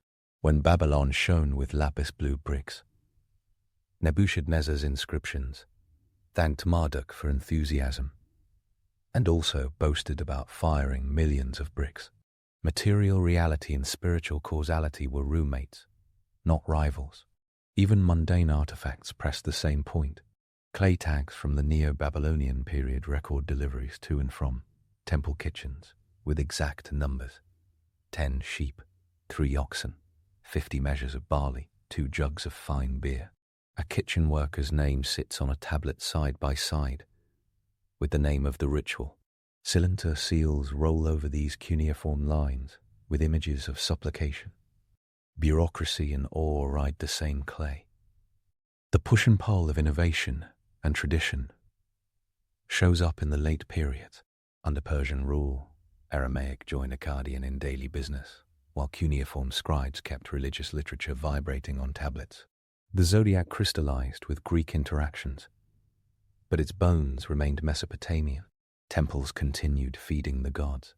The Akitu festival continued in some cities, perhaps in curtailed forms, well into the Hellenistic era. The state changed. The sunrise over the ziggurat looked familiar. Crisis always tested religion's practical spine. A plague. Invoke Nergal, burn juniper, boil asafoetida. Quarantine the house, recite maklu and pray. Floods threatened. Sacrifice to Ea. Repair the levees, read the sky for warning eclipses. Enemies at the gate. Omen consultation. Substitute king, if needed. Treaties with curses so elaborate they could scare a brick. These were not piecemeal reactions. They were practice sequences with texts, rituals, and checklists passed down and improved. The attraction of exoticizing all this is strong. A line about star gods and liver omens makes a great dinner anecdote. The reality carries more weight. The world's first cities built a liturgy that met weather, war, disease, debt, and death with a thick portfolio of actions. It did not float above life. It sat in it. The same officials who measured reed bundles for a temple roof also timed the procession to the city gate and scaled recipe quantities for festival stews. A person could criticize the temple for greed in one poem and still bring a clay pot of beer to the household altar by dusk. Texts even allowed doubt to breathe. Ludul Bel Nemeki, often called the Babylonian Job, presents a high official suffering despite piety, then delivered after confession and praise. The Babylonian Theodicy arranges a dialogue between a sufferer and a friend debating divine justice. These do not torpedo the system. They show a literate class turning existential anxiety into an art form. If the gods were inscrutable, the scribes were at least eloquent about it. Look again at that opening slap in Babylon's Akitu. It was theatre, omen, and audit. It embraced the absurdity that a man wearing gold could cry on command to prove sincerity. It enforced humility in a world that regularly destroyed cities with flood or fire. It placed a human face under divine eyes and called the whole thing truth. The moment works because the rest of the year worked too. Priests cooked, singers sang, bakers baked, butchers bled sheep, scribes copied, astronomers noted, and the ghost under the floor had his beer. The biggest misunderstanding about ancient Mesopotamian religion collapses neatly here. It was not a museum of weirdness. It was a living system with feedback loops. Omen observation generated ritual. Ritual adjusted fate. Fate made new omens. Myths gave shape. Law enforced order. The gods ate well. When a statue went missing, the city panicked and negotiated like someone trying to retrieve a very expensive family member. When an eclipse crawled across the sun, the palace enacted a multi-protocol as detailed as fire drill clipboards in a modern school. And when a king got uppity, priests slapped him until his eyes watered. The clay tablets that carry all this do not whisper. They speak plainly. A tablet from Ashurbanipal's library lists omens, linking halos around the moon to barley prices. The Venus tablet counts first and last visibilities of a planet. The Barutu systematizes liver rules across something like 100 tablets of technical jargon. The Code of Hammurabi's prologue says out loud that Shamash gave the king laws. Kuduru stones throw divine logos at trespassers as hard as stone allows. In Hidwana's hymns to Inanna sing of thunder and warfare with the kind of intensity reserved for power ballads. Very few civilizations left this much devotional paperwork. The modern brain loves to sort. Religion over here, science over there, economy in the other room, law in the basement. Mesopotamia refused to sort that way.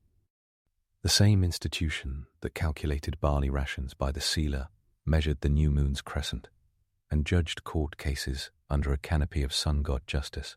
A temple committee could be both a church vestry and a board of public works, with a side gig in weather forecasting. Laugh at the liver omens, but keep the calendar and the flood records. They all came as a set. Even their art sneaks the theology in quietly. The horned crown in relief sculpture announces a divine figure instantly. The 8-pointed star behind a figure's head signals Ishtar. The distinctive dragon with a serpent's body, 4 legs of a lion, hind legs of a bird, and a horned head, the Mushushu, belongs to Marduk. Walk the Ishtar Gate reconstructed in Berlin, and the lesson becomes architecture. Lions for Ishtar along the processional way, bulls for Adad, dragons for Marduk, everything glazed in lapis blue bricks, whose making required chemistry, trade networks, skilled labor, and money. Religion put on a runway show with immune to weather outfits. A few specific case studies anchor these practices in hard dates and places. In the 23rd century Bai, in Hidwana as High Priestess of Nana in Or, curated the city's sacrificial calendar, wrote hymns, and represented imperial religion under Sargon. Around 1754 BC, Hammurabi stood before Shamash in carved stone and published laws that still end up in textbooks. In 1158 BC, the Elamite king Shutruk-Nahunta carted away Marduk's statue from Babylon, a trauma referenced in later inscriptions when the statue returned. On the 15th of June, 763 BC, the Assyrian scribes recorded a solar eclipse used by modern chronologists to anchor ancient dates. In the 7th century Bai, King Ashurbanipal of Assyria filled his Nineveh library with more than 30,000 tablets, including When Then Omen series and the Epic of Gilgamesh. Those tablets lie today in museums from London to Baghdad. Around 605-562 BC, Nebuchadnezzar II rebuilt Babylon so heavily that stamped bricks with his name still turn up by the thousands. In 539 BC, Cyrus the Great of Persia entered Babylon with propaganda carved on a clay cylinder, declaring divine approval, then sent captive cult statues back home to curry favor. These are not stray anecdotes. They join into a single system that ran on rite, omen, and brick. Even the little arguments among scholars about that system belong in the picture. The sacred marriage ritual almost certainly existed as a ceremonial drama linking king and goddess. The sexual component remains argued, with strong voices downplaying literal intercourse. Ziggurat heights in ancient texts reach hyperbolic numbers. Archaeology trims them to plausible engineering. Early mass human sacrifices in Ur's royal cemetery stand as a spectacular outlier rather than a norm. Slippery translations of Akkadian terms like Kardishtu fed myths of temple prostitution. Better reading of context eroded that fantasy. This is how sober history beats rumor. By leaning into tablets, stratigraphic, and inscriptions instead of recycling 19th century travelogues. With big imaginations, it helps to land on the image of a priest at night, not as exotic mask but as human with a job. He knew the steps of Maklu by heart, including when to whisper and when to shout. He had a list of exact plants to burn and a small chest of figurines to bury. Tomorrow morning, he would help lift a heavy bronze cauldron of beer for a festival in the courtyard. In the afternoon, he might climb a stair to check the moon through a break in the cloud and fill a line in a diary about its horns. On the way home, he would pour a little beer into the ancestor tube, because ignoring Grandpa created health problems no doctor could fix. Everything connected, not symbolically, logistically. The religious practices of ancient Mesopotamia did not set out to be charming. They set out to tame chaos enough to plant barley, crown kings, and bury grandparents without ghosts throwing tantrums. That meant a sacrificial economy, lively gods with daily routines, festivals that reformatted the year, omens read from skies and sheep guts, amulets under floors, and hymns copied until fingers cramped. It also meant a priest smacking a king under divine gaze so the year could start clean. The slap heard across millennia still lands, not as cruelty, but as a signature. Order requires noise. Noise requires ritual. Ritual requires people paying attention. Somewhere between the ziggurat and the kitchen, the gods ate, and the city kept going. And now, let's continue with our next story. The life and battles of William the Conqueror. He entered the world, stamped with an insult, and left it as a headline. Born around 1028 in Falaise, Normandy, labelled William the Bastard because his father, Duke Robert I, never married his mother, Herleva. He dragged that taunt behind him like a chain and forged it into a crown. The fairy tale version says a single October day in 1066 flipped England's fate. The reality runs longer, bloodier, and far weirder, with teenage assassins slipping into bedchambers, a chessboard of feuding dukes and kings, a papal banner fluttering like a medieval blue checkmark, and a funeral so disastrous it reads like slapstick. First, the mother shaped by rumour. Herleva gets pegged in later jabs as the daughter of a tanner, a dig crafted to bruise Norman snobbery. 12th century writers leaned into the joke. Solid documentation from William's lifetime stays vague, calling her family respectable townsfolk tied to the ducal court at Falaise. Enemy prey loved the image of a king whose granddad allegedly scraped hides, and the smear stuck like glue. It sells because the contrast hits hard. Mud-spattered workshop versus minted crown. It also shows how medieval spin could be as savage as any trending meme. His father left on pilgrimage to Jerusalem in 1035 and died on the road, dumping a duchy onto a 9-year-old. Normandy in the 1030s excelled at noble politics with knives. William's guardians started dropping. Osborne, the ducal steward, got murdered in William's bedroom around 1040, his throat cut while the boy slept nearby, a detail preserved by William of Jumièges. The message to a preteen duke came stamped with steel: rule or die. Several attempts on his life followed. He outran some, hid from others, and learned fast that trust in Normandy had a half-life shorter than raw milk. He also grew tall by contemporary standards. When his tomb was opened in later centuries, and a surviving femur measured, estimates for his height landed between roughly 1.73 and 1.78 meters, or about 5 feet 8 inches to 5 feet 10 inches. In an age where most men barely cleared 5.5 feet, he towered. Had a build described as stout and a voice trained to command battlefields, and the bastard started to look like a problem worth solving or serving. A rebellion in 1047 tested that. Norman magnates, tired of taking orders from a teenager, lined up against him near Caen at Valais Dunes. William's unlikely ally arrived in the form of King Henry I of France. Competitors often hate each other's guts and still crash the same party when it suits them. Together, they crushed the rebels by the River Orne, drowned horsemen, and floating shields made a brutal point. Authority returned to the young duke, not kindly, not gently, but loud. William of Poitiers. His panegyrics savoured the story like it proved divine favour. Divine or not, it showed he survived by reading the room and then burning it down. He studied the medieval meta and spanned the winning units, castles and loyalty networks tied by calculated marriages.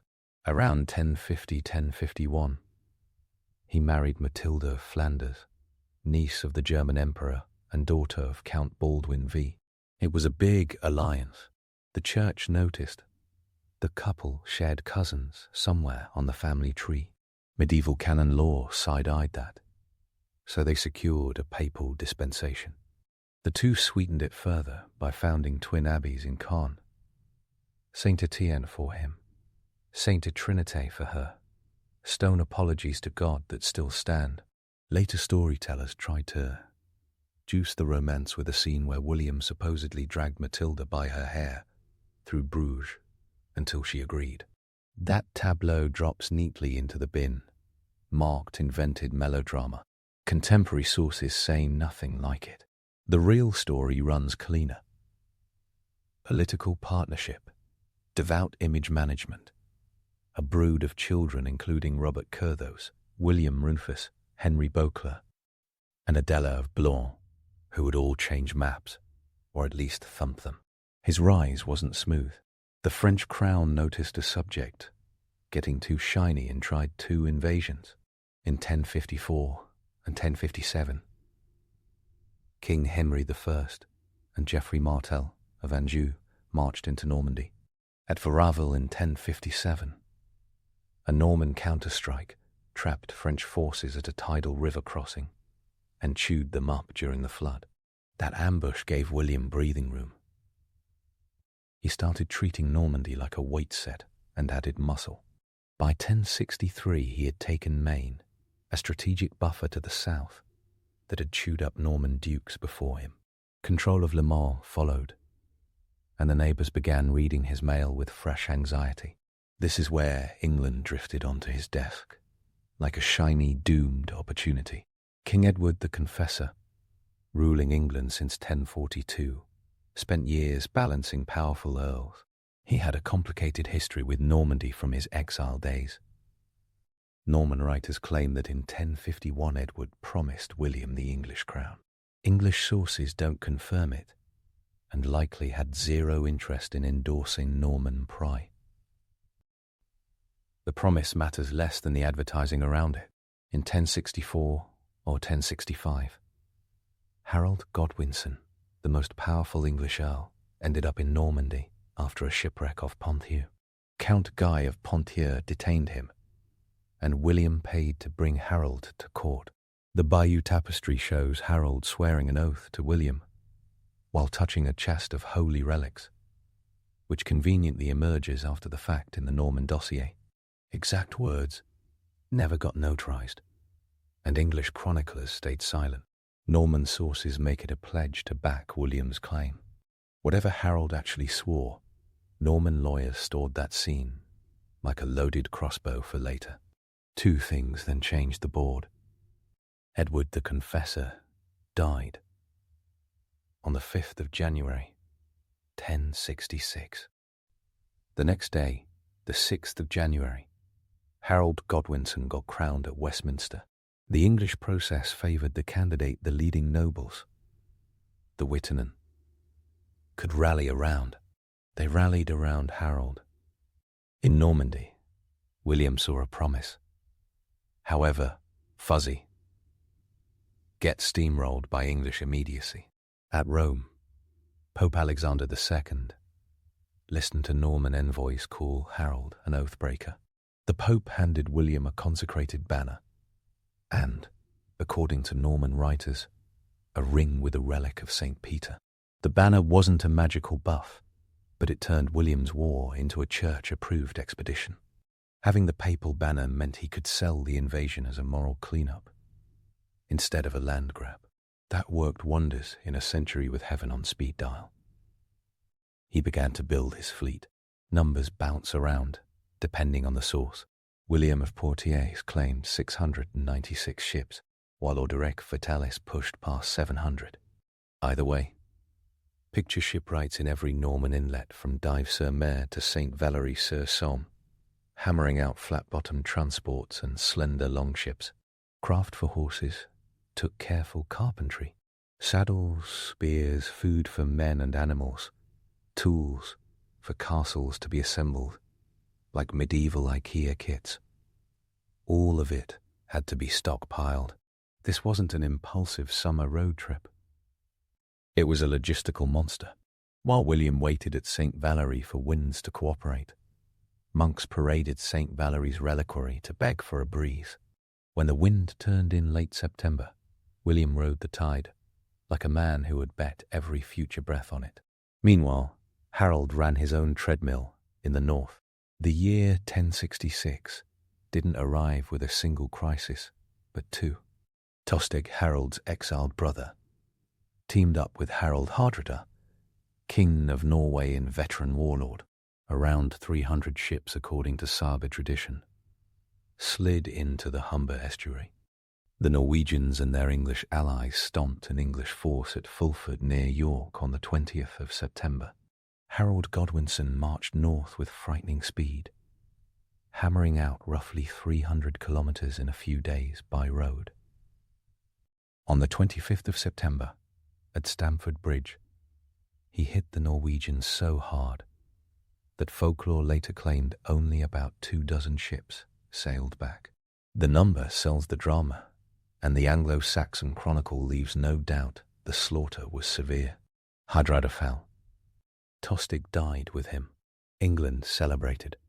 And then, while Harold's army was still bandaging cuts up north, William's fleet finally broke across the Channel. He landed at Pevensey on the 28th of September, 1066, rolled his horses off their boats, and built a quick fortification from timbers dragged from ships.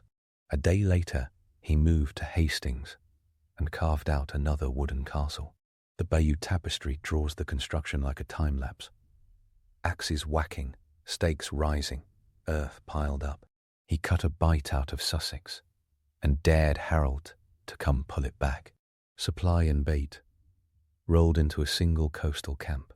Halley's Comet had blazed over Europe in April 1066, an omen conveniently stitched into the tapestry with a crowd gaping at the sky and a caption pointing to Harold.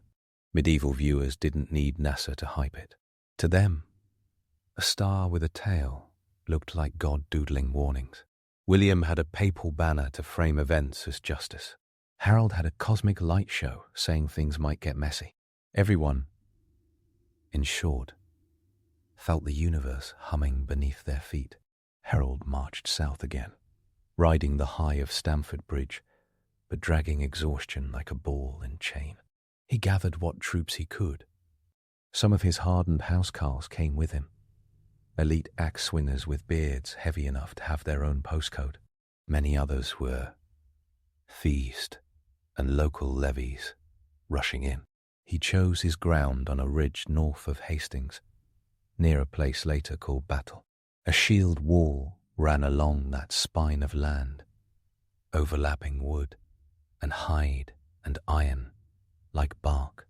Time to gamble, England. William stacked his host in 3 wedges. Bretons on the left, Normans in the centre under his direct command, and Frenchmen and Flemings on the right. Archers first, infantry second, cavalry third. He wanted arrows to shake the shield wall and cavalry to punch holes. The ground fought him. Uphill charges through mud and thickets felt like wading into glue, and those English axes cut legs from horses like scissors through paper. The day, the 14th of October, 1066, ran long and loud. Early pushes stalled. The Breton flank wobbled, and a rumour flared through Norman ranks that William had fallen. Medieval armies ran on courage and gossip. At that crisis point, William allegedly yanked off his helmet or lifted the nasal bar so his men could see his face. Several sources mention the moment, including William of Poitiers, because it reads like a cinematic beat, and it worked. The Duke, alive and clearly annoyed, rallied the centre. The Bretons, in turn, retreated. The English right peeled off the ridge to chase. Opportunity thumped at the Norman door. Feigned retreats cut like a cheat code, but only if the other side bites. William's army began to use them deliberately, luring pieces of the shield wall downhill into chaos. Not every Englishman chased, and the ridgeline didn't blow open in a single dramatic pop. The attrition chipped, and chipped. The tapestry's panels show cavalry wheeling around infantry, with Katesh shields, archers knocking arrow after arrow, and English axes still coming down like lumberjacks on deadline. And Harold, the famous arrow in the eye, sells so well that it has its own emoji in the historical imagination. The Bayeux tapestry shows a figure with an arrow in his face near a caption that names Harold as dead.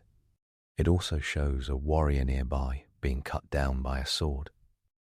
Scholars debate which figure represents Harold, and whether the arrow was a later restitching. The earliest prose sources, written not long after, talk more about him being cut down in the press of battle, possibly by a Norman detachment charging the royal banner. The arrow version exploded because it's brutal, simple, and poetic in a dark way. The cut-down version aligns with what happens on a battlefield when the standard falls and the center gets overrun. Both scenes end the same. Harold dead, his brothers dead, the English standard taken. By late afternoon, the shield wall had splintered. William pushed and did not stop. The road back to Hastings filled with bodies. The Normans and their allies had taken heavy casualties. They still held the field.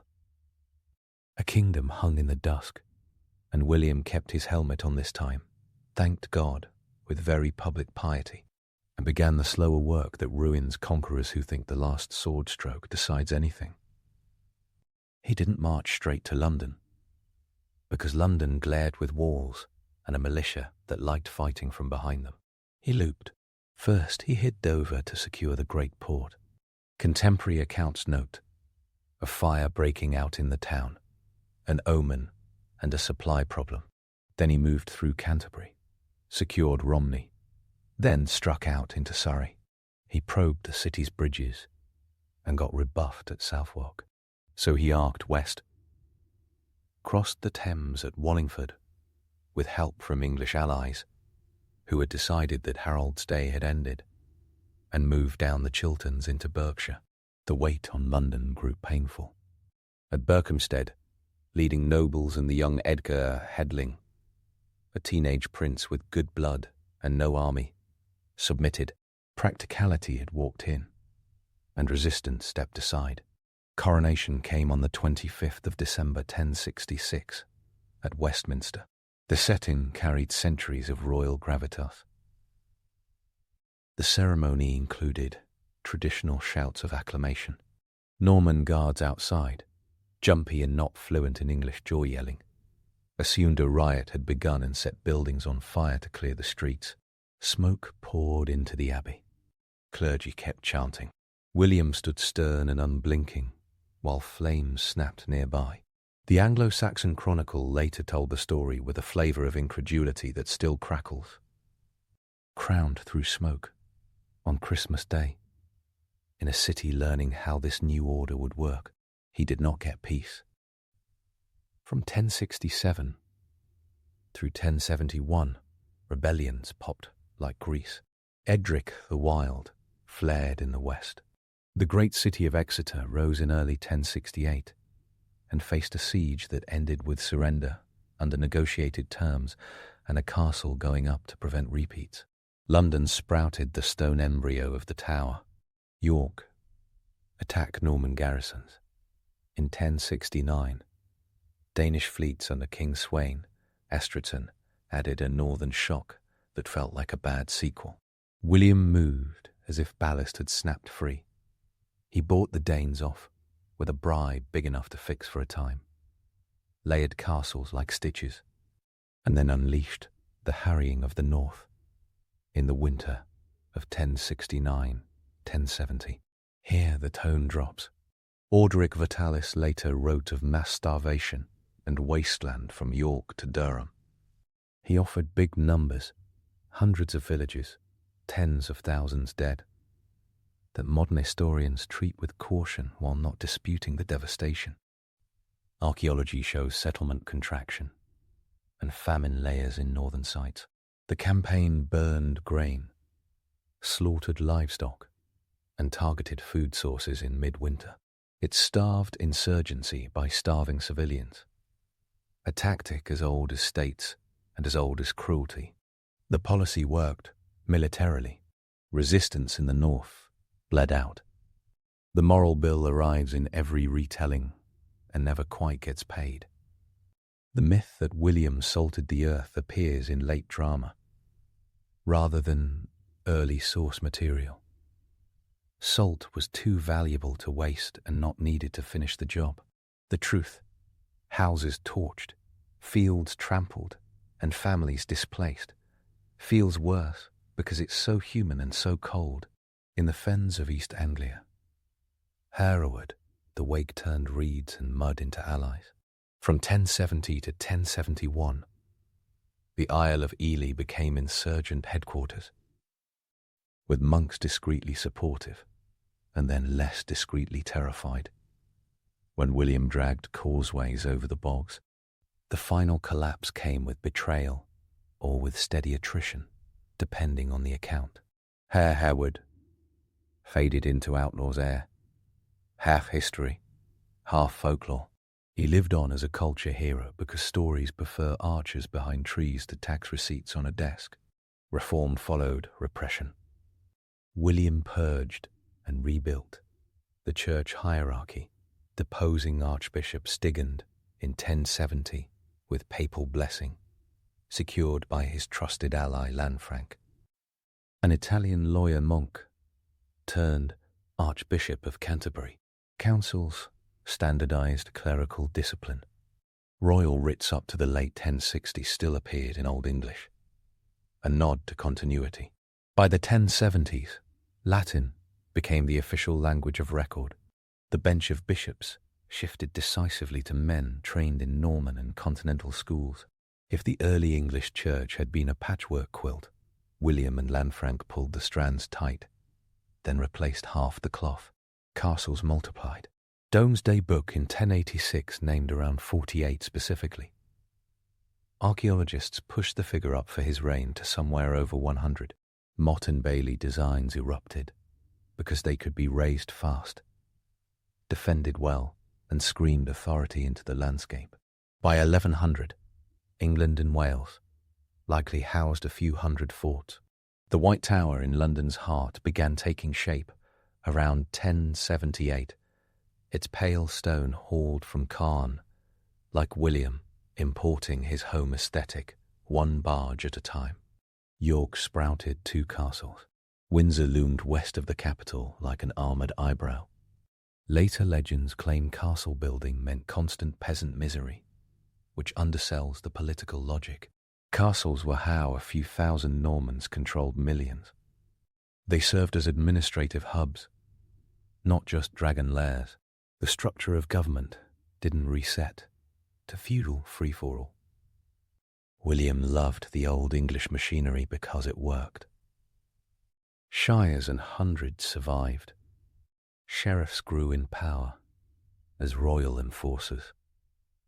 Earldoms got split and kept bite guards on their chains. William did grant land masse to his Norman followers.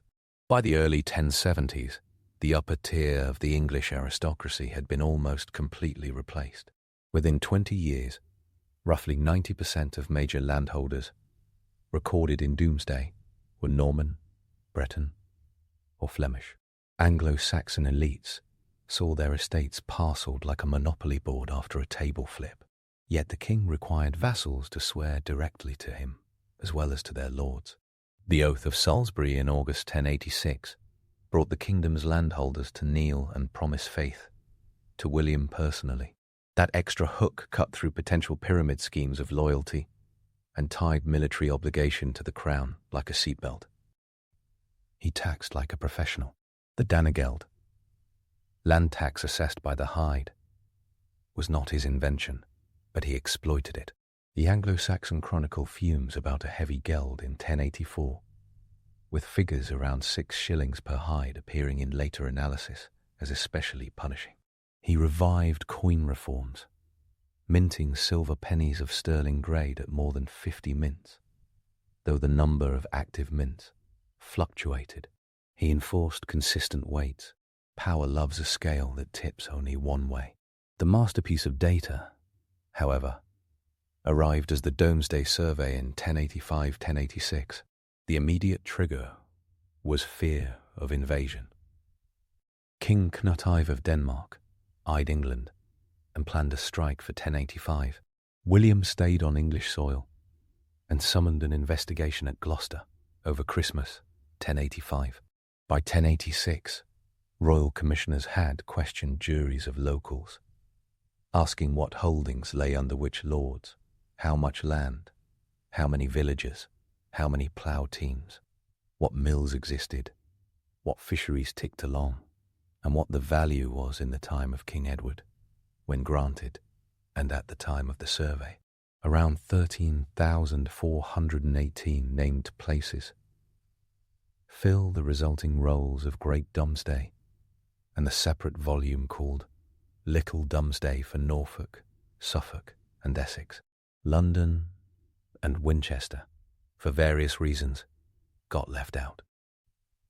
Domesday reads like a spreadsheet hammered into parchment. It was not just a tax list, although taxes sat nearby with a grin. It mapped obligation, power, and value in a country of 2 million people, with frank, sometimes snippy detail. Later centuries called it the Domesday Book, because there was no appeal once it recorded you. It had the finality of a medieval audit. He also planted law in the woods, forest law, that is. William extended royal forests, most famously the New Forest in Hampshire, created around 1079. The law turned hunting grounds into zones of royal privilege, where penalties ran harsh. Later stories claimed that the New Forest cursed his line, because 2 of his sons died hunting there, Richard around 1075 in youth and William Rufus as king. In 1100, from an arrow shot under ominous circumstances, the cursed narrative sells because symmetry slaps, but no contemporary account has William cackling while evicting families to build a deer theme park. The New Forest's creation was real, the laws bit deep, and the association with dynastic misfortune came later, thick with moral hindsight. His foreign policy ran like a treadmill, on an incline. He forced Malcolm III of Scotland to submit at Abernethy in 1072, took hostages, and watched the border with a frown. Wales saw marches carved out and castles pushing in, with a royal visit to St. David's in 1081. In Maine, he returned in 1073 to secure the region again. On the continent, he fought King Philip I of France because that was the continental hobby for strong vassals, and the French crown didn't adore a subject who also wore another kingdom. In 1075, the revolt of the Earls peaked in England. Ralph de Gale of Norfolk and Roger de Breteuil of Hereford hoped to carve a better deal and got shut down by royal forces and broil forces, helpfully, by locals who were tired of civil wars. Waltheof, the last significant English earl, joined late or confessed quickly. Either way, he ended on Tower Hill in 1076, the only English earl executed under William.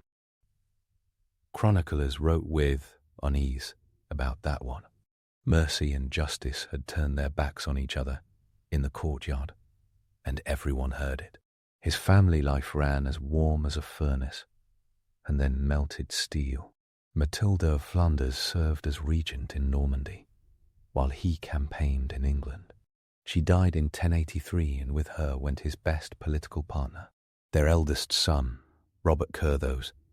Meanwhile, had the energy of a man guaranteed a future, and angry it hadn't started. Tensions boiled. In 1077, 1079.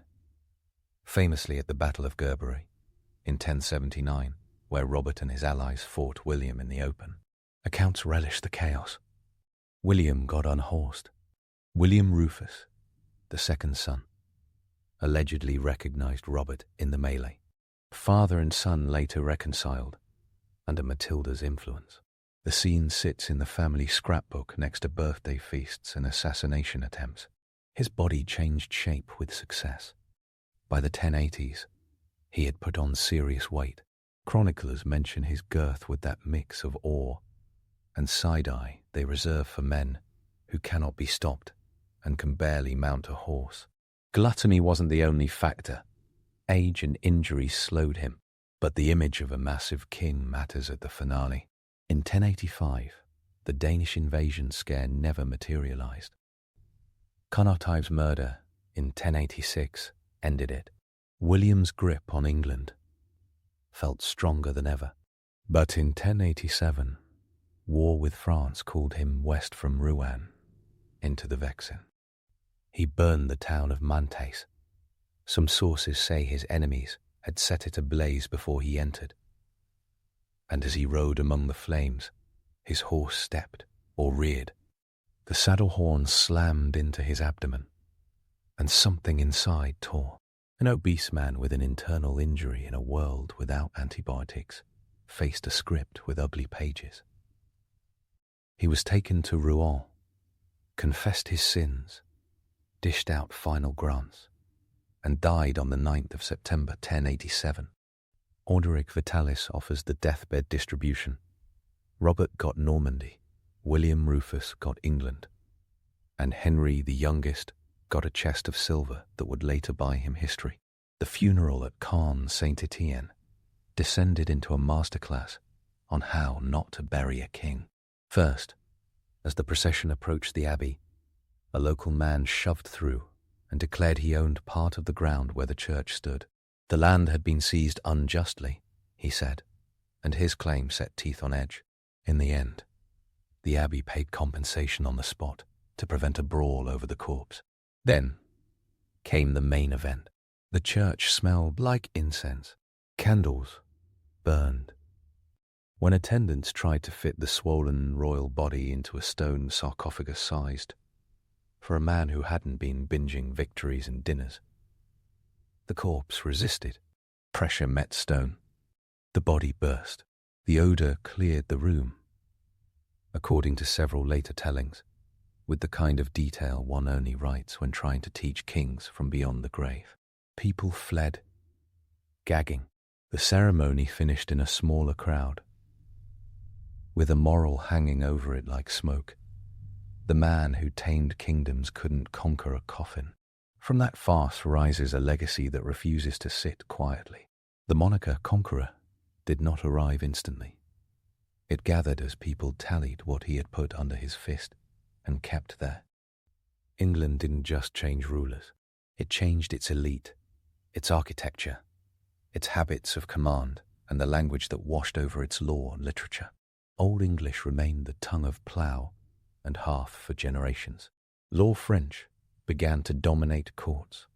Latin, the clerical Swiss army knife, ran the scribal show. By the time Geoffrey Chaucer wrote in the late 1300s, English had made a comeback loaded with French loanwords, like a shopping bag after a Paris weekend. The process started on that ridge in 1066 and matured over centuries, because language loves power, and power loves leaving fingerprints. Myths cling like ivy because they fit the vibe. The arrow in Harold's eye gets screenshotted in every retelling because it's clean and cruel, and it lets fate feel like an archer. The trope of William inventing feudalism in England catches classrooms because it packages a complicated administrative settlement into a single gift box. Feudal relations existed in Anglo-Saxon England in forms that later scholars call proto-feudal, and William's regime certainly ramped them up. But he also leaned on the old county courts, on shire reeves, on writs and seals baked into English habit. The harrying wasn't a villain monologue with twirling moustache. It was a military calculus that burned ethics the way torches burned barns. And that's worse because normal men made it, and normal families paid it. One curiosity still stands grinning in parchment ink. Domesday's snapshot of England in 1086 shows a realm thoroughly measured. It lists 6,000 or so tenant-in-chief holdings under a hierarchy of lords. It names about 13,418 places. It counts 1,400 mills, or so thick, along streams. It tallies plough teams by the thousands, a simple metric of muscle and soil. Monasteries glitter with heavy entries. The survey even wrote, waste, next to lands gutted by war or harrying. It read like a ledger that can be browsed until one finds a town still on a map. It read like power treating people as assets and obligations, and with the clear logic of a man who loved knowing what he owned. He exercised piety publicly. He built or rebuilt churches. He walked a tightrope with the papacy. He accepted the Pope's banner to take England. He did not let popes claim suzerainty over England later. He famously avoided kissing the papal foot. He insisted on his right to manage English churchmen and to keep the bishoprics as elements of the realm, not the Vatican's remote offices. He and Lanfranc drew bright lines that would glow hotter under his suns. He gave ear to historians while alive. William of Poitiers wrote in his praise with such intensity that modern readers catch the perfume through the page. The Bayeux tapestry, probably commissioned by Odo of Bayeux. William's half-brother turned bishop with a taste for power, sowed a narrative that conveniently celebrates Norman cunning, and Harold's oath-breaking. The Anglo-Saxon Chronicle continued under the new regime. Writing with English stoicism and occasional fury about gelds, fires, and fateful days. None of those sources works alone. Together, they make a mosaic that shows more than it hides if the eye shifts long enough. His sons would fight over his shadow. Robert lost Normandy twice. William Rufus ruled England with sharp wits and a heavy purse until an arrow in 1100 punched into his lung under suspicious angles. Henry, the youngest with the money chest, seized England immediately, then Normandy a decade later, crafted the Charter of Liberties, founded an administrative tradition, and died stuffed with eels if later specifics deserve their own grin. William the Conqueror, though, sits at the hinge. He made a personal union with Normandy that created a cross-channel empire, then sparked a centuries-long dance of English kings, with French titles and French kings with English nightmares. Later, the 100 Years' War would blow out of it, like a storm cloud finally tearing free. He also left England, ringed by castles and threaded with new loyalties. Sheriffs grew toothier. Earls shrank and answered to the centre. Land defence changed shape small. Scattered holdings got reorganised under lords who owed knights for service. The charge that he bled England dry rings loud in the Chronicle for 1087, saying he was so devoted to hoarding that he didn't care what he took from his subjects. That complaint has the rule of resentment, and probably the flavour of truth. He taxed heavily, held court hard, and died wealthy enough to split power among sons. The first generation after him lived like a glitter bomb went off in English fiscal policy. His body may have burst, but his image didn't. Today, the Bayeux tapestry draws crowds who stand inches from threads, worked in the 1070s, and feel the tug of a world, both alien and immediate. Domesday gets digitized and searched by curious descendants. The ruined shell of his tomb in Kor still marks a place where a church once echoed with coughing mourners. The New Forest, a patchwork of ancient woodland and heath in Hampshire, hosts ponies that ignore cars like kings. London still leans on the White Tower as the stone at its military heart. English still hums with blended words that twist tongues into French rhythms and Saxon bluntness. He began as William the Bastard and did not blink. He collected titles not for the vanity of a scroll, but to make the scroll rule lands whose food fed armies and whose roads moved taxes. He sold a war as moral, and he built a state that could outlive him. He fought his son and made peace again. He took oaths and demanded more. He joked less and prayed loudly when needed. He remembered who else had claims and removed their heads at convenient hours. He smoothed his hair for a coronation while the city burned outside and guards panicked. He wrestled kings and seized banners and made shield walls crack by slow strangulation rather than lightning. He died from a saddle horn and not an enemy blade. The smell at his funeral wrote the final punchline. It read like the universe telling rulers that conquest ends with logistics. The appeal of myths around him speaks because they flatten out the bumps. An arrow in an eye condenses the impossible choreography of Hastings into a single shot. A tanner's stink reduces a complex origin into an insult that feels satisfying in a world hungry for class revenge. A forest curse ties hunting deaths to morality tales about confiscation. All of them have kernels. None of them needs invention to be interesting. The actual facts read across the Anglo-Saxon Chronicle, William of Poitiers, Orderic Batalis, the Bayeux Tapestry, Domesday Book, and charters scattered through archives from London to Caen paint a figure, stranger and more coherent than legend. He was a warlord who adored paperwork. He was a conqueror who preferred existing machinery to bespoke chaos.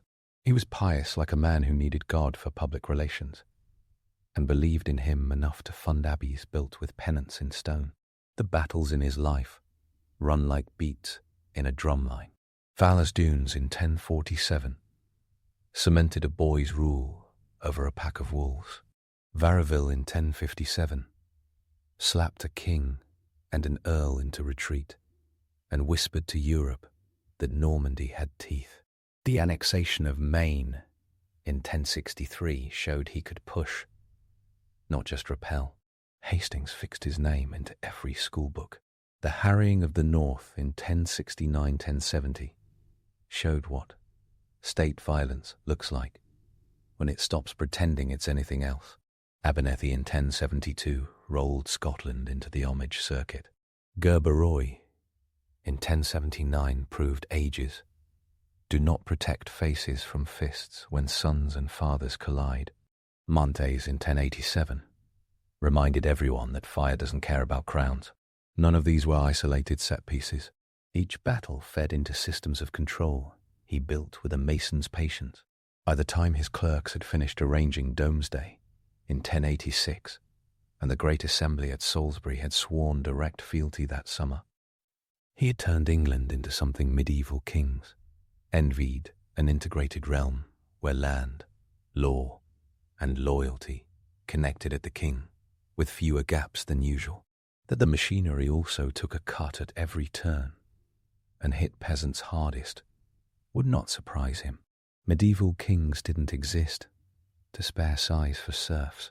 The difference was that under William, the money and the men arrived faster when summoned. That's why his ghost stretches long. The charisma of his story rides on contradictions that don't cancel. He's the bastard who becomes a legitimizer.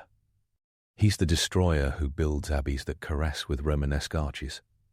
He's the cold calculator who still risks his life with visor up in the mud at Hastings, so his men can see a face alive. He's the administrator who sails off a cliff at his own funeral. He's the winner of England who keeps Normandy because he cannot help keeping things. Even the little touches glint. The Bayeux tapestry includes a panel of men loading a ship with a barrel of wine because logistics decided Hastings as much as any arrow, and the Normans liked good claret even on campaign. The tapestry draws a man emptying his bowels behind a bush, a detail medieval artists found hilarious and modern viewers recognize as truth. That zest, equal parts sacred and scatological fits William's world. Priests bore relics and banners through camps where men cursed, prayed, sharpened swords, and worried about their pay. Across 8 centuries, other rulers leaned on his memory. The Plantagenets invoked the Conqueror when they needed to justify their cross-channel claims.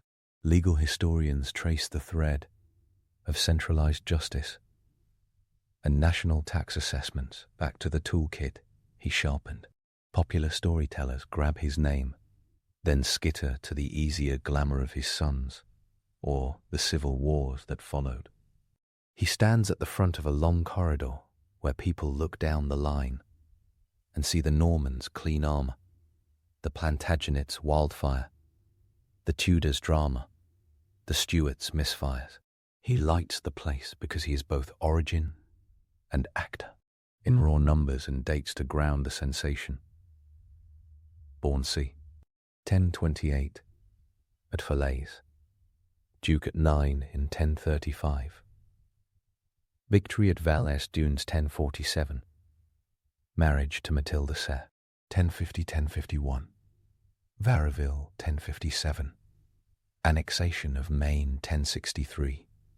Harold's oath shown on a tapestry finished around 1070. Edward the Confessor's death, the 5th of January 1066. Harold crowned the 6th of January.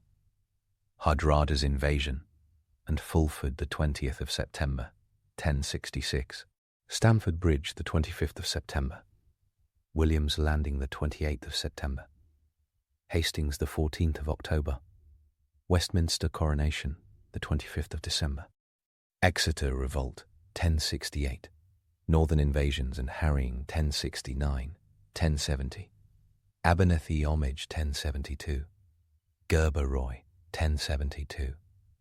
Gerber Roy 1070. 9. Domesday Survey 1085. 1086. Oath of Salisbury, August 1086.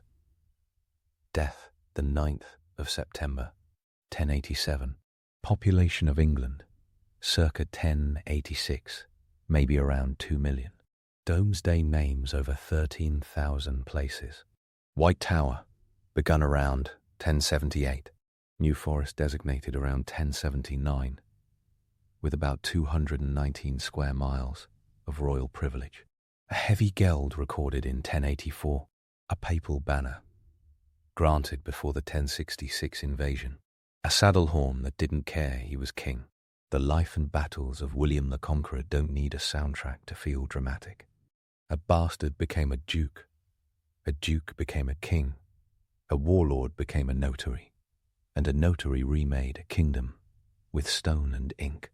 He absorbed insults, invented nothing from scratch he didn't need, and then worked each piece of pre-existing English order until it served him.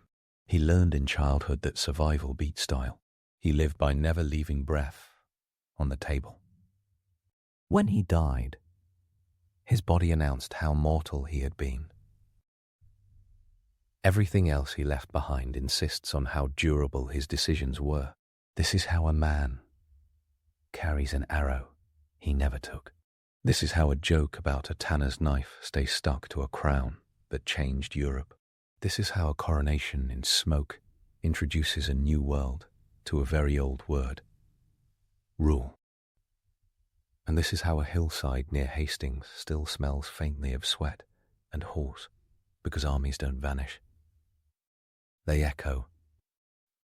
And across that echo strides a heavy man with a papal banner in one hand and an abbot's charter in the other. ready to write, ready to fight, and always ready to count. Our journey through history continues with the rise of the Seljuk Empire, pioneers of the East. The story starts with wind in the grass and iron on hooves.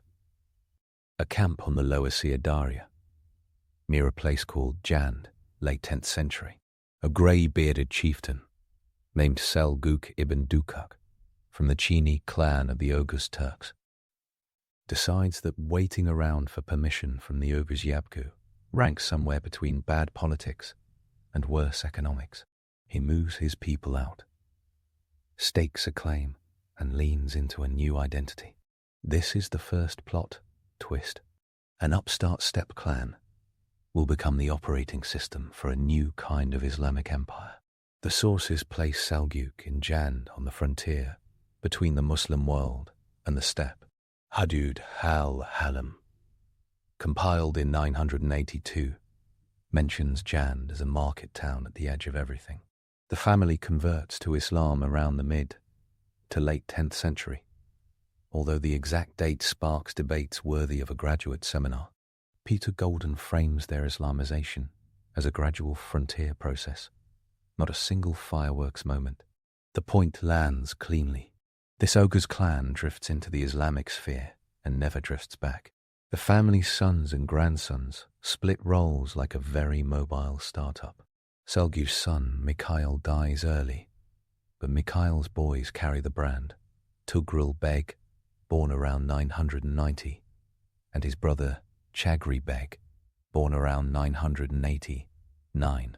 Their uncle Arslan Israel pushes further south and west, probes Khwarezm, and eventually gets arrested by Sultan Mahmud of Ghazni around 1029. Arslan dies in prison.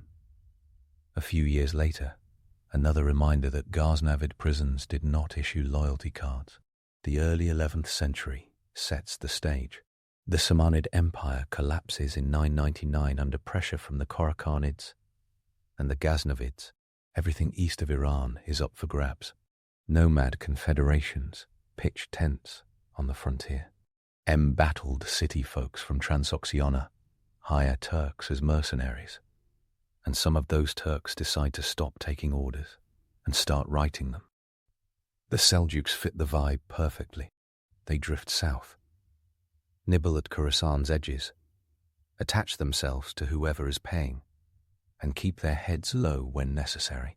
Then they stop keeping their heads low. Nishapur becomes the first big prize. In 1038, Chagri Beg and Tugrul Beg take it and mint coins. That detail matters. Coins are receipts and billboards. A famous early dirham from Nishapur names the Abbasid Caliph Al-Qaim alongside Tugrul Beg with the Laqab Rukn al-Dawla Waldin, the pillar of the state and the faith. The image is simple. A nomad clan walks in, points to the old Sunni caliph in Baghdad, and says we work for him now, not for the Shi'ites who have dominated Iraq since 945. That is a political thesis pressed into silver. The Ghaznavids predictably object. Sultan Mazar dispatches an army into Khorasan. The result is not polite. Between 1035 and 1040, skirmishes sizzle along the frontier. Then the two forces hit full send near Merv at a dusty place called Dandankon. On the 23rd of May 1040, the Seljuks and their Turkmen cavalry wreck the Ghaznavid field army. Estimates differ. Ibn al-Athir suggests tens of thousands on each side. Modern historians shave the numbers. See. Bosworth floats a Seljuk force in the 1640 to 20,000 range and a larger Ghaznavid host, possibly 25,000. The Ghaznavids bring elephants and infantry. The Seljuks bring composite bows, stallion endurance, and nerves of iron, feigned retreats, and unbroken stamina decide the day. The Ghaznavids break. Masud flees east. The road into Khorasan opens like a theatre curtain. This is the real premiere.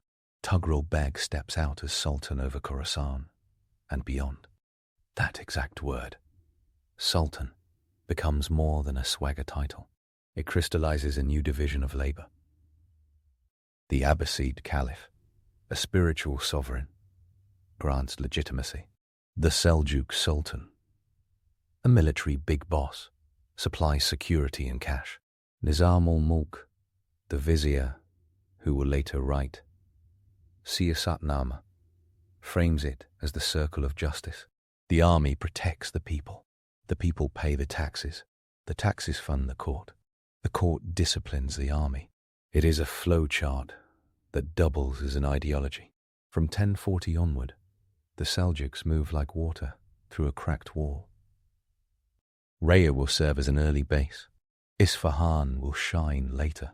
The Persian bureaucratic class, those patient administrators known as the Dayakans and the people of the Diwan, slide into Seljuk service with minimal drama. The Seljuks understand horses, and they quickly learn paperwork. The Ghaznavids limp east to Ghazni. The Seljuks turn west and south. Tughril keeps expanding the chessboard with measured moves.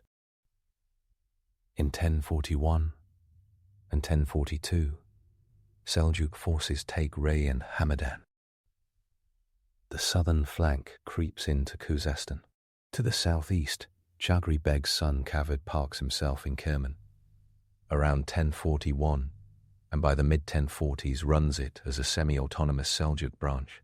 That family habit becomes a pattern. The new empire operates like a federation of princes with one senior sultan, at least on paper. By 50, the Seljuks own Isfahan. That city will glow bright in the coming decades. The next pivot heads into Iraq. Baghdad sits under Ubaid control, and the Abbasid Caliph al-Qaim plays figurehead in his own capital. Tughril sees a brand opportunity. The road to Baghdad includes political potholes and fractious coalitions. The Seljuks grind through them with stubborn focus. In December 1055, Tughril rides into Baghdad. Confetti is not provided, but relief among Sunni elites is real. The Ubaid army folds. The Caliph performs the theatre that matters most. He invests Tughril with honours and confirms the title of Sultan. Ibn al-Athir's chronicle reads like a coronation blog post. The Caliph steps out as spiritual CEO again. The Seljuk Sultan becomes the muscle and the mover, but the party has a gatecrasher. In 1058, a Ubaid-aligned general, Arslan al-Basasiri, flips the board. He invites the Fatimid Caliph of Cairo into the Qutbah in Baghdad, ousts the Abbasid Caliph, and holds the city about a year. This is whiplash. Tughril, delayed by rebellions elsewhere, finally returns. By 1059, he crushes al-Basasiri, restores the Abbasid Caliph al-Qaim, and plants a stronger Seljuk footprint in Iraq. The message lands hard. The Seljuks act as Sunni restorers. They also act as practical skeptics of anyone else steering the state. By the early 1060s, the empire looks like this. Persia from Khorasan to Fars sits under Seljuk administration. Iraq belongs to the Caliph, but under Seljuk protection. The peripheral branches flourish in Kerman and elsewhere. Tughril needs diplomacy and dynastic theatre. He even secures marriage ties with the Abbasid house, a symbolic merger of swords and sermons. Then the first sultan exits. Tughril dies in Ray on the 4th of September 1063, leaving no direct heir. A succession scramble follows, because some habits are immortal. Kutalmish, son of Arslan Israelen and a cousin to Tughril, lunges for the throne. Alp Arslan, Chagri Beg's son, and Tughril's designated successor, moves faster and smarter. At Damgan in December 1063, Alp Arslan defeats Kutalmish. Kutalmish dies days later. The narrative pivots to a new face with a sharper jawline. Nizam al-Mulk, the ultimate power administrator, now takes the vizier's seat and never really gets up again until 1092. Alparslan's court reveals something crucial. Steppe cavalry alone does not run a complex monarchy. He leans heavily on Persian administrators, like Nizam al-Mulk, and on a stable of slave soldiers, the Ghullams, trained in the arts of war and hierarchy. He keeps the Turkmen tribal horse firmly in harness, while building an army that will not immediately drift back to the steppe. This hybrid style matters. It blends nomad agility with bureaucratic muscle. It also gives the later Ottoman and Mamluk systems a preview. On campaign, Alparslan shows decisive instincts. In 1064, he takes Ani. That city, the former Bagratid Armenian capital, had fallen to the Byzantines in 1045. The siege of 1064 is gritty. The Seljuk army deploys siege engines and persistence. When the walls fall, the shock reverberates across the Caucasus and into Constantinople. Michael Ataliates writes about the rising Turkish threat with a mix of alarm and analytic clarity. Byzantine border defenses groan. Raids into eastern Anatolia intensify. Turkmen clans stream through the passes like water through dry stone.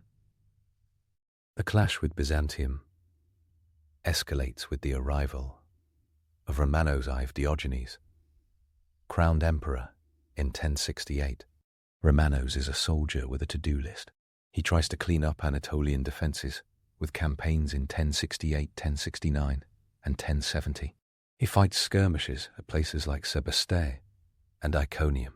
The Seljuks practice feints and disappearances. The two sides chase each other around the table without flipping it. Then they both commit to flipping it. In August 1071, Romanos I marches east with a sizable army to force a final decision. Numbers vary wildly in sources. Some Byzantine chronicles inflate with patriotic optimism. Reasonable modern estimates place Romanos' field army in the 30,000 to 40,000 range, including Byzantine tagmata, mercenaries, and allied contingents. Alparslan's force, drawn primarily from mounted archers with some Ghulams and Kurdish allies, likely sits in the 20,000 to 30,000 bracket. The armies converge near Manzikert, known in Armenian as Malazgirt, north of Lake Van.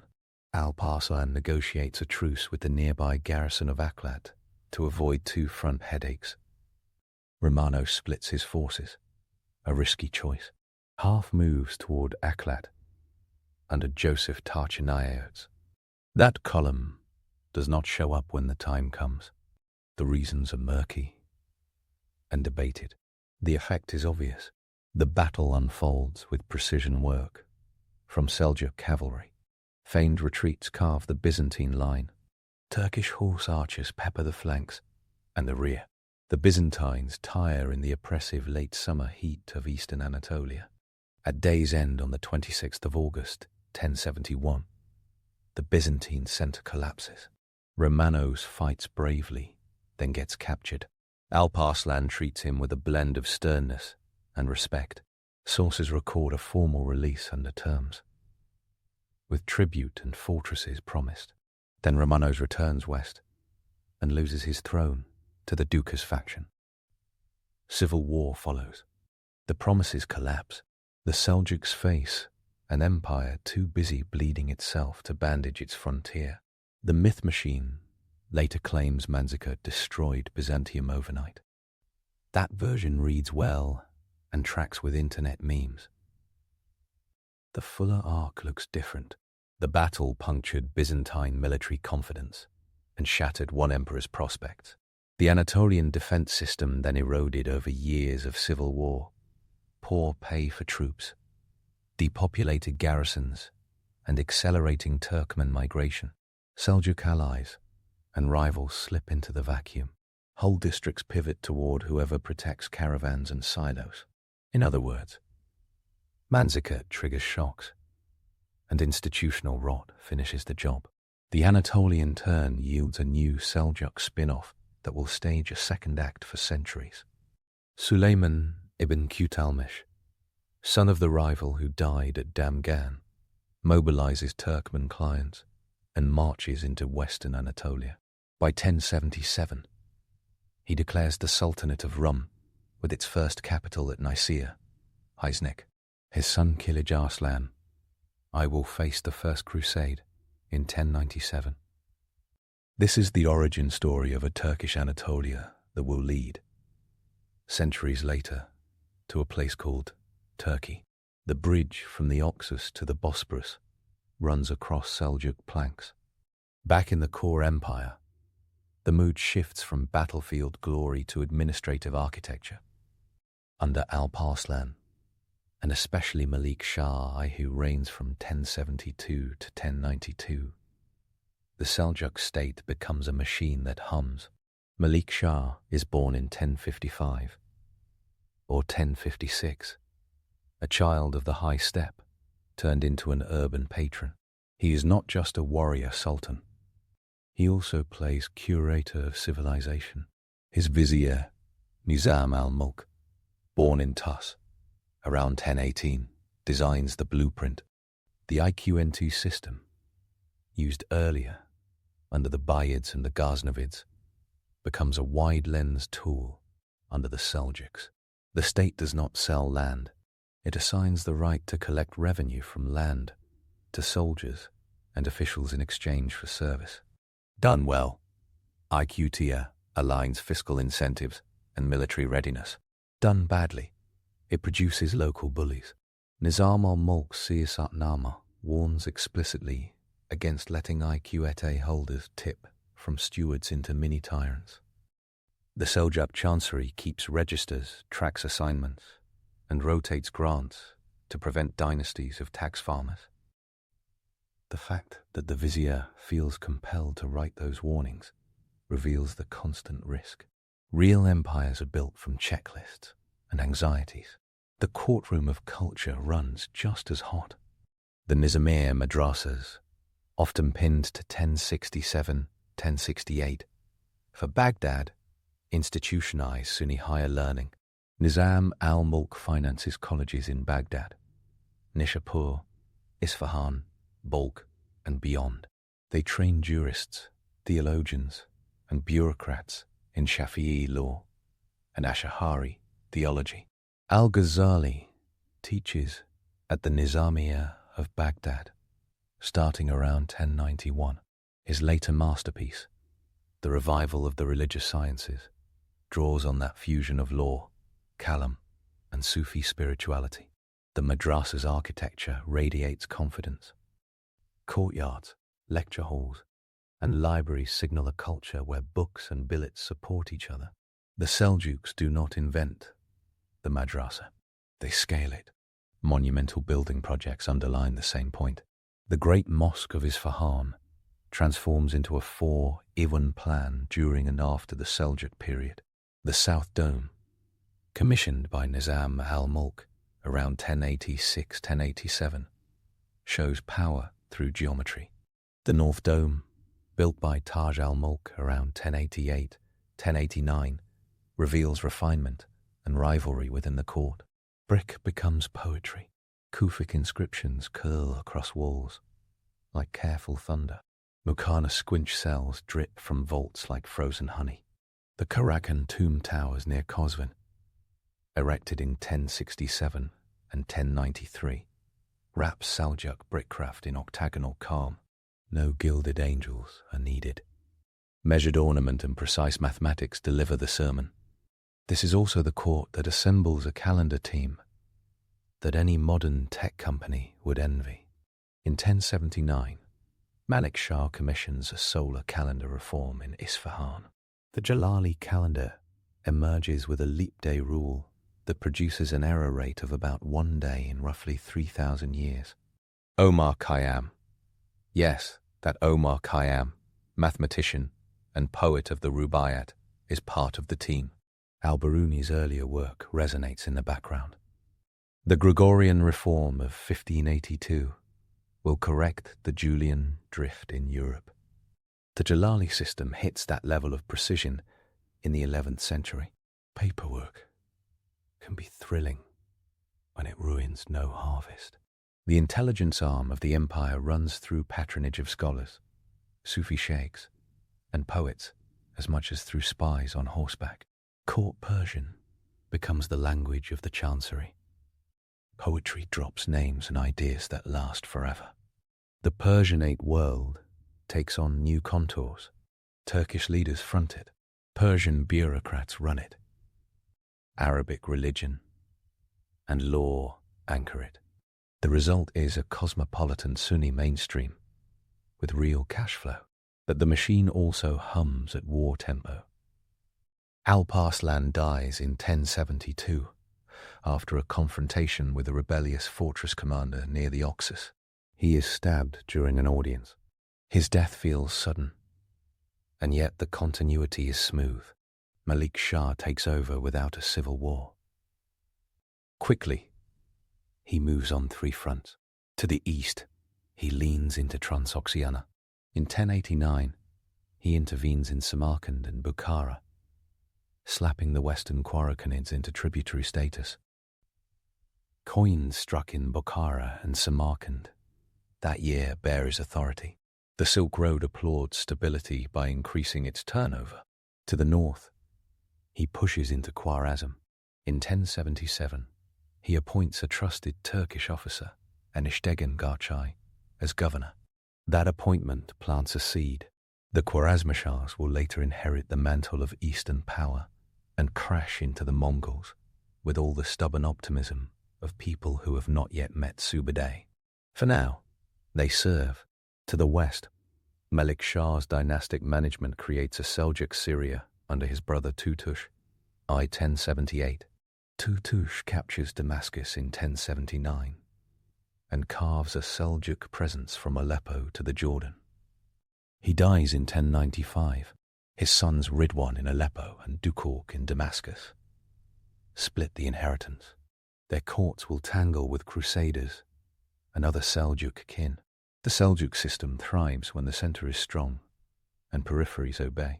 The minute the center sneezes, the frontiers catch pneumonia. In Anatolia, the Sultanate of Rum, under Suleiman ibn Qutamish, settles into Nicaea and Konya. The Danish Mendids, an allied Turkmen house, rule around Sivas and Tokat. The Artukids settle in Diyarbakir and Mardin. The political mosaic begins to look like a Seljuk family WhatsApp chat, with unread messages from every cousin. Trade flows, regardless. Caravansaries multiply along Persian and Anatolian roads. Ribats, those fortress hostels, dot the Khorasan routes.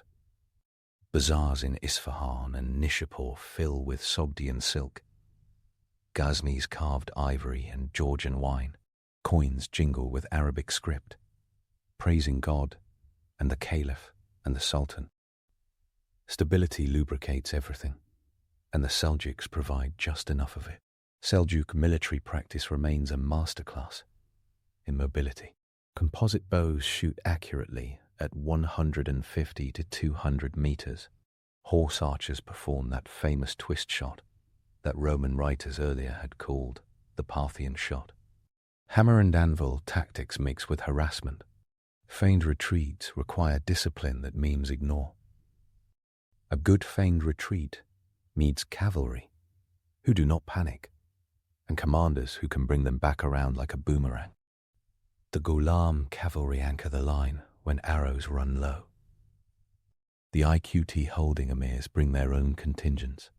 The army looks less like a marching block and more like a multi-layered coordination problem that somehow resolves in time for dinner. It is not all polished bronze and fragrant ink. Enemies multiply at the edges. The Khorakanids resent Seljuk tutelage. The Fatimids in Egypt solidify power under the Armenian vizier Badr al-Jamali after 1073, and later under his son al-Afdal. The assassins, actually the Nizaris of Alamut, form a network under Hassan I Sabah after 1090. They target Seljuk officials and cause a security state vibe at court. Power invites critics. Power also invites daggers. Nizam al-Mulk's fate shows the blade's edge. On the 14th of October 1092, he is assassinated, most likely by a Nizari operative disguised as a petitioner. The blow lands like a bell. Nizam had run the empire's civilian corps for 3 decades. 19 days later, on the 19th of November 1092, Malik Shah dies, probably from illness, but surrounded by rumors of poison and divine judgment, because rumors pay attention to drama. This dual exit breaks the spine of the Central Empire. The body still moves for decades, but coordination never fully returns. Seljuk politics after 1092 look like a thunderstorm that cannot decide where to pour. Malik Shah's sons and brothers and nephews hold territories. Berkyaruk, born in 1080, secures the Western throne in 1094, faces his half-brother Muhammad Tapa and fights him while crusaders begin to land in 1096. The great Seljuk realm essentially splits. Muhammad Tapa will rule from 1105 to 1118 and restore some order. Then Imad Sanjar, born in 1085, takes the senior throne in 1118 after ruling Khorasan on his own since 1097. Sanjar is capable, patient, and unlucky. Sanjar's reign has signature events that read like warnings to any empire that forgets its peripheries have teeth. In 1141, at Khartoum near Samarkand, he faces the Kara Kitai, a Khiton-led regime from Central Asia under Yelu Dashi. The Seljuk side includes Khorasanid allies. The Kara Hitai cavalry fight with skill, anchored in Liao military traditions. Sanjar loses decisively. The defeat slices off Seljuk prestige in Transoxiana like a dull knife. Tribute and face both leave the tent. Then, in 1153, the Guz tribal groups in Khorasan, who felt exploited by IQAT, holders, and neglected by the court, revolt. The revolt escalates beyond tax grievances. It turns into a full-blown nomad insurrection. Sanjar marches out to discipline them, and instead gets captured. This story feels almost apocryphal because it is so on brand. The architect of order becomes a prisoner in a felt tent for nearly 3 years. Ibn al-Athir records the humiliation with a historian's sorrow. Cities in Khorasan, Merv, Nishapur, suffer sackings and massacres in 1153-1154. The administrative class bleeds out alongside common people. When Sanjar is released and returns to Merv, he is old, and the center has shattered. He dies in 1157. Historians mark his death as the capstone of the great Seljuk Empire. The branches live on. The trunk is gone. This whole saga started with a clan pitching its tents in Jand, and ends, for the great Seljuks, with a sultan in captivity among tents. The irony refuses to be subtle. But the Seljuk story, read as rise and architecture, never reduces to a single line on a timeline. Several truths resonate and keep showing up in modern maps and modern tongues. 1. The Seljuks pioneered a durable version of Sunni Sultanate that could cooperate with the Abbasi Caliph in Baghdad without pretending the Caliph commanded armies. The working model is division of roles. The Caliph sanctifies, the Sultan secures. That line will later guide Ayyubids in Egypt and Syria, and even Mamluks with their sultans and shadow caliphs. The rhetoric reads pious. The realpolitik reads smart. 2. They scaled the IQT system and laced it to military readiness. They did not invent it. They operationalized it with administrative rigor. That choice let them field cavalry quickly, while keeping urban tax systems intact. The line between a soldier and a rentier grew thin, because that is how medieval states survive. The Siya Satnama stands as both manual and caution sign. 3. They invested in education with a strategic eye. The Nizamiya network created a pipeline for judges, secretaries, teachers, and theologians. It knitted Sunni learning into something close to a standard operating system across Khorasan, Iraq, and Syria. Al-Ghazali's presence at the Baghdad Nizamiya between 1091 and 1095 symbolized the fusion. His critique of philosophy and embrace of Sufi ethics gave Sunni Islam a tone that outlived empires. 4. Language and culture under the Seljuks fused Turkic leadership with Persian administration and Arabic scholarship. This triad built the Persianate world that radiated into India under the Ghurids and Delhi Sultanate, and later into the Timurid Renaissance. Architectural forms: the 4 Iwan mosque plan, the Ribat-cum-Caravanserai chain, the Mukhanas cascades, shape skylines to this day. The Isfahan domes of Nizam al-Mulk and Taj al-Mulk, dated precisely to 1086, 1087, and 1089, deliver the receipts. 5. They moved people. Turkmen migrations into Anatolia after 1071 rebalanced the region's demography and economy.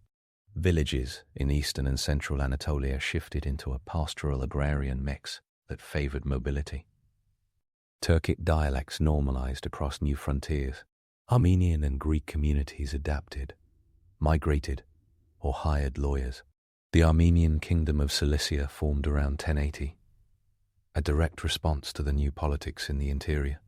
The Sultanate of Rum stitched Anatolia into Islamic networks without erasing Byzantine heritage. The Turkish language became a literary tool by the 13th century in Anatolia, framed by Persianate norms. 6. They broke things, but built more. The raids in Georgia, Armenia, and Anatolia devastated lives. Chronicles like those of Matthew of Edessa and Michael Ataliate tally losses in horrifying detail. The same empire poured money into mosques, bridges, schools, and courts.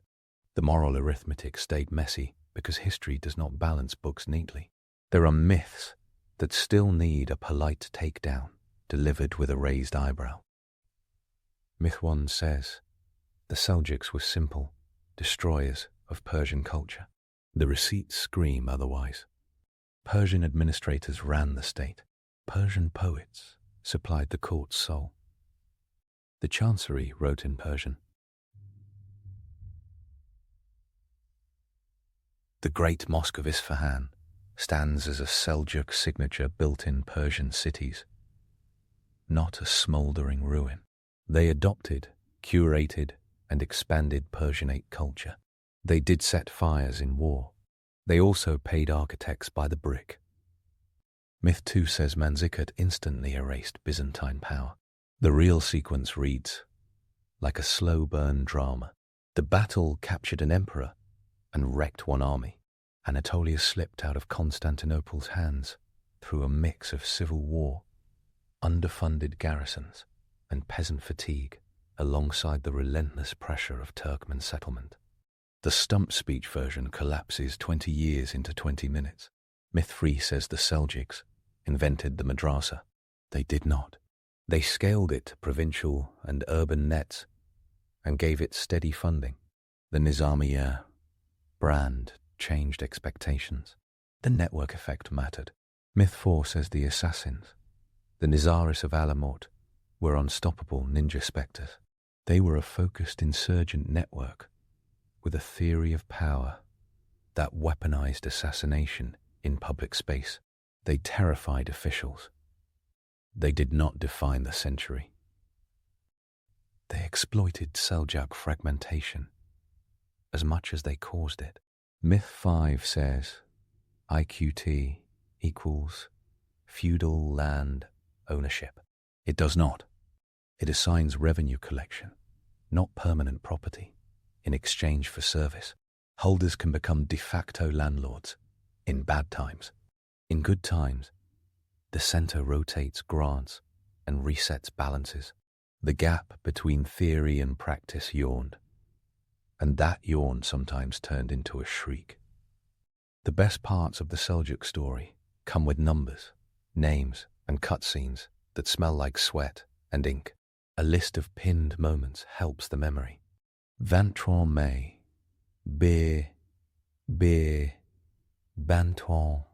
May 1040 at Dandan Khan, 1055, at Baghdad with the Abbasid Caliph and the end of Buyid control, 1064 at Ani's walls, collapsing under siege towers and battering rams, the 26th of August, 1071, at Manzikert, with a captured emperor and Seljuk war drums rolling across the plateau, 1077 at Nicaea, with a new throne for the Sultanate of Rum, 1079, with the Jalali calendar, anchoring harvests and festivals, 1086, 1089, with the twin domes in Isfahan, firming up Seljuk style, in brick, the 14th of October, 1092, with a collapsing vizier in a litter beside the road, the 19th of November, 1092, with a dead sultan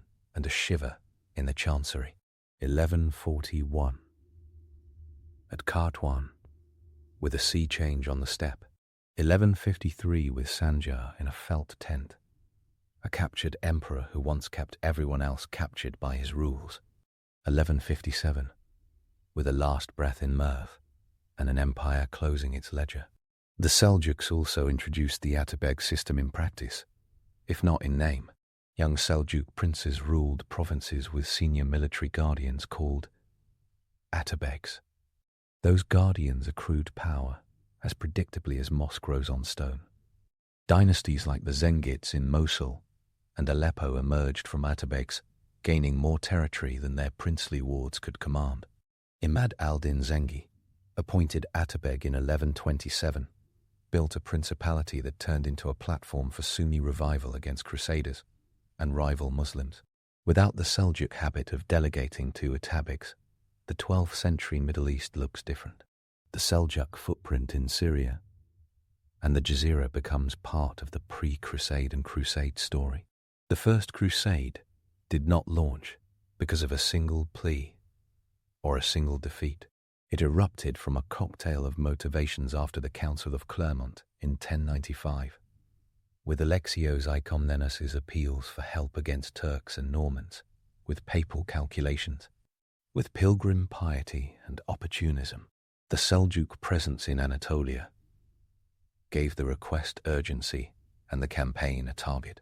By the time Crusaders arrived, Seljuk politics had fragmented enough to give the invaders room to breathe.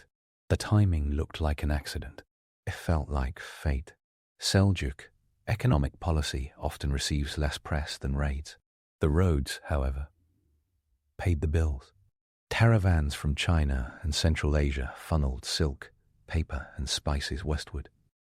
From the Mediterranean, merchants moved wine, oil, and glassware east. Bazaars taxed transactions. Ikta holders protected market towns. Architecture responded with new caravanserais, some paired with fortifications. Riba Sharaf, near Mashhad, although elaborated in the 12th century, captures the Seljuk composite of piety and security. The calm of a riba courtyard with its symmetric islands sells a vision of order that merchants prefer to civil war. Coinage tracked those choices. Seljuk dirhams and dinars frequently placed the Abbasid caliph's name first, then the sultan's, sometimes with florid laqabs. The inscriptions doubled as lessons in Sunni legitimacy.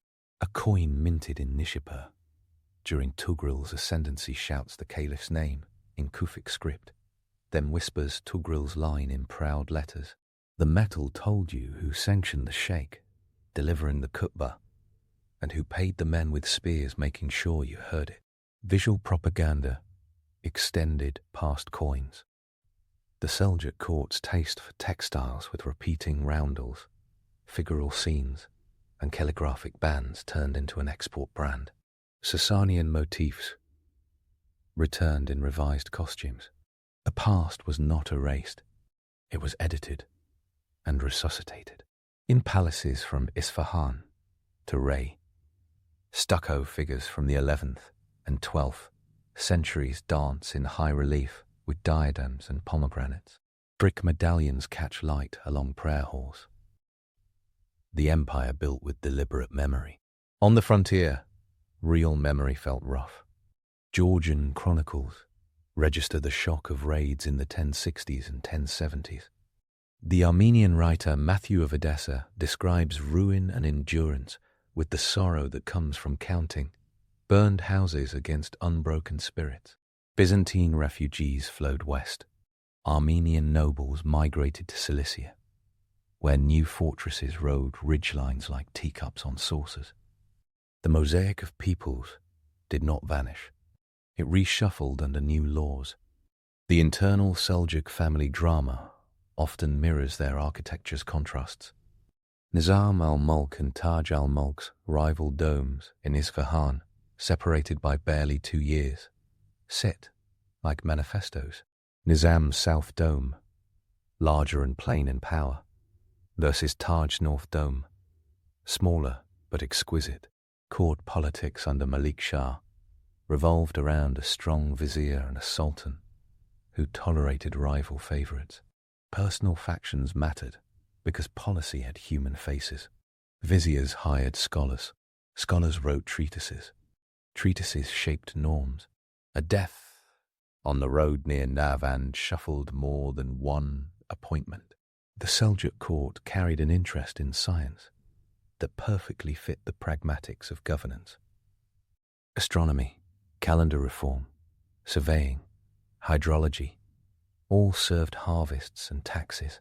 The Jalali calendar's accuracy improved tax consistency. Water management in Khorasan's oases sustained settlements that could pay in coin instead of in excuses. Fortifications guarded khanats, because a cut aqueduct can produce an insurgency faster than unpaid salaries. Nizam al-Mulk's Siyasatnama reads like a manual with footnotes in blood. His advice about spies, justice, and generous but supervised patronage betrays a man with a long list of near disasters. The literary scene glowed in Persian. Court poets sang kingship with the vocabulary of the Shah name. Ferdowsi's epic had been completed around 1010 under the Ghaznavids, under the Seljuks.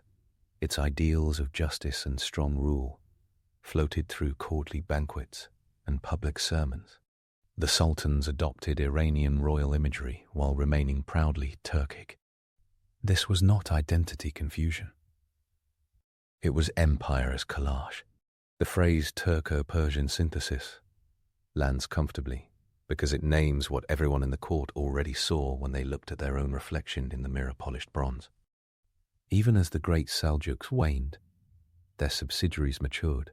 The Sultanate of Rum stabilized after the First Crusade knocked Nicaea into Byzantine hands in 1097 and slapped Kilij Arslanai at Dorilayim the same year. The Rum court moved to Konya. Over the next century, it generated architecture, trade, and a Turkish literary life. The Artukids of Mardin and Diyarbakir built bridges and mosques with brick mukhanas that rivaled anything in central Iran. The Zangids and later Ayyubids rode Seljuk administrative habits into their own sultanates. The Khwarazm-Mashas used their appointment under Malik Shah as a launchpad to dominate Iran and Transoxiana by the early 13th century. Their run ended against the Mongols, not from lack of Seljuk DNA. Sanjar's humiliations brought the Great Seljuk era to an official stop, but continuity ran under the surface. The Abbasid Caliphate experienced a modest cultural second wind in Baghdad, even without political independence. Sunni legal schools trained under Seljuk patterns. Persian as chancery language dug in from Anatolia to India. Ghulam cavalry remained the prestige arm of so many armies that the pattern looked inevitable. It was learned habit, not fate. The Seljuk legacy can be condensed into a few signal phrases without reducing it to bumper stickers. They normalized the Sultanate as Sunni government alongside the Caliphate. They turned nomad horsepower into sedentary power without losing the cavalry edge. They wrote their ideology in brick and in classroom syllabi. They made Persian the language of power under Turkish rulers. They moved Turks into Anatolia and made that move stick. They gave future states a menu. The Ottomans later ordered almost everything on it, anchoring the story in concrete details. Never gets old. Seljuk Beg leaves Jan in the late 10th century. Arslan Israel dies in a Ghaznavid prison around 1032. Dandan Khan hits with tactical brilliance on the 23rd of May 1040. Tughril enters Baghdad in December 1055, exits, and returns to smash Al-Barsasiri in 1059. Alp-Arslan takes Ani in 1064 and Manzikert in 1071. The Sultanate of Rum announces itself in 1077. The Jalali calendar reforms 1079, keep farmers sane. The domes in Isfahan arrive in 1086, 1087, and 1088, 1089. Nizam al-Mulk dies on the 14th of October, 1092. Malik Shah dies on the 19th of November, 1092. Qatwan in 1141 stings across centuries. Sanjar's captivity in 1153 showcases the empire's failure to read its own user manual. Sanjar's death in 1157 closes the book labeled Great Seljuk while leaving the sequel shelf stocked. Eyewitnesses and near contemporaries feed the film reel. Ibn al-Athir's Al-Kamil, Fel Tariq, offers a pan-Islamic view that treats the Seljuks as central characters. Al-Bandari's Udat al-Nusra, Wanukbat al-Dusra, devotes itself to their deeds with courtly verve. Michael Ataliates and Anna Komnene record the Byzantine experience of the rising Turkish tide. Matthew of Edessa provides an Armenian perspective, blackened by grief. Nizam al-Mulk gives the inside voice of governance. Omar Khayyam supplies the math and the melancholy. A. Peacock and Carol Hillenbrand. And C. E. Bosworth mapped the empire in modern scholarship with the cold precision that centuries produce. The humour hidden in the sources runs dark and knowing. Alp-Arslan's counsel on discipline reads like a manager's memo, written in calligraphy. Nizam al-Mulk's advice on rotating tax farms reduces rebellion risk the way rotating crops reduces soil exhaustion. The Jalali calendar's accuracy makes the Gregorian look like a slightly fussy latecomer. The Abbasi caliph's investiture ceremonies for sultans feel like LinkedIn endorsements, wrapped in silk robes and incantations. Realpolitik wrapped itself in liturgy and made everyone clap. Seljuk cavalry did not conquer alone. They conquered with an idea of empire that never forgot to hire a treasurer. No Seljuk campaign plan survived contact with the enemy without an accountant's signature. The Diwan wrote down the number of horses that returned and the names of IQ inter holders who owed the treasury grain and coin and courtesy. Every brick at the great mosque of Isfahan has a line item in a ledger somewhere. The miracle is not mysterious. It is administrative. Their exit was not clean. There were sacks and slaughters that stain any retelling. Nishapur's fall in 1153 at the hands of rebels shows a city's innards in the street. No romanticism survives that walk. The same empire that sponsored Al-Ghazali and Khayyam presided over atrocities in war, as empires tend to do. Complexity resists sanctification and vilification alike. The phrase pioneers of the East does not need salesmanship. They built a road that others walked. On that road, later sultans carried syllabi, prayer books, architectural blueprints, and cavalry manuals. The Seljuk story lays out why Persian kept its throne in chancelleries from Konya to Delhi, why Sunni orthodoxy in the Eastern Islamic world acquired a madrasa network, why Anatolia flipped into a Turkish-speaking heartland, why Atabegs became kingmakers, and why a coin could carry theology and tax policy at the same time. A final scene sharpens the picture. Picture a caravan halting at dusk on the road between Nishapur and Merv around 1080. The caravanserai walls catch the last light in warm brick. An inscription praises Malik Shah and the Abbasid Caliph.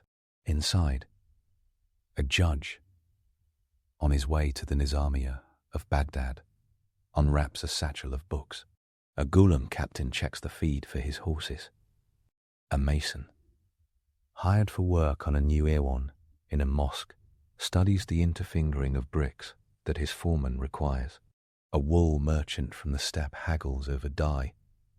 A Sufi talks quietly under the arch about detachment from the world, while accepting dates and tea because asceticism does not require bad manners. Every person in that courtyard benefits from choices made by a dynasty that started in felt tents and never forgot how to ride, but learned how to read receipts. History loves clean heroes. The Seljuks do not offer one. They offer a statecraft toolkit and a visual and institutional language for Sunni rule that proved portable. Their banners rode with bows in the wind, their seal pressed into paper that spread from Khorasan to the Mediterranean. The wind in the grass at Jand carries forward into the whisper of pages turned in the Nizamiya and the hum of prayers in Isfahan and the clatter of hooves at Manzikert. The sound changes. The rhythm stays. They rose not only on horseback, but on ledgers, schools, and brick. That rise still frames the map and the mind of a region 1,000 years later. Not because everything stayed the same, but because the grammar of power they wrote remained legible after they were gone. Against the myth of mindless steppe destruction, the Seljuk record drops hard evidence. Against the myth of overnight collapses, it offers timelines with messy middle parts. Against the myth that swords alone make empires, it produces the Siyasatnama and the Jalali calendar and the Nizami and the domes of Isfahan. Against the myth that culture comes from serenity, it offers culture forged in the noise of war and administration. Their story earns its weight, not by being pretty, but by being true and detailed and extremely useful for understanding why later maps look like they do. A horse whinnies on the steppe. A coin clinks in Nishapur. A dome curves into heaven in Isfahan. The Seljuks connect those sounds. Their rise composes the soundtrack of a new Middle Eastern century, all in a register that sings of movement and balance and the constant need to ride and read at the same time.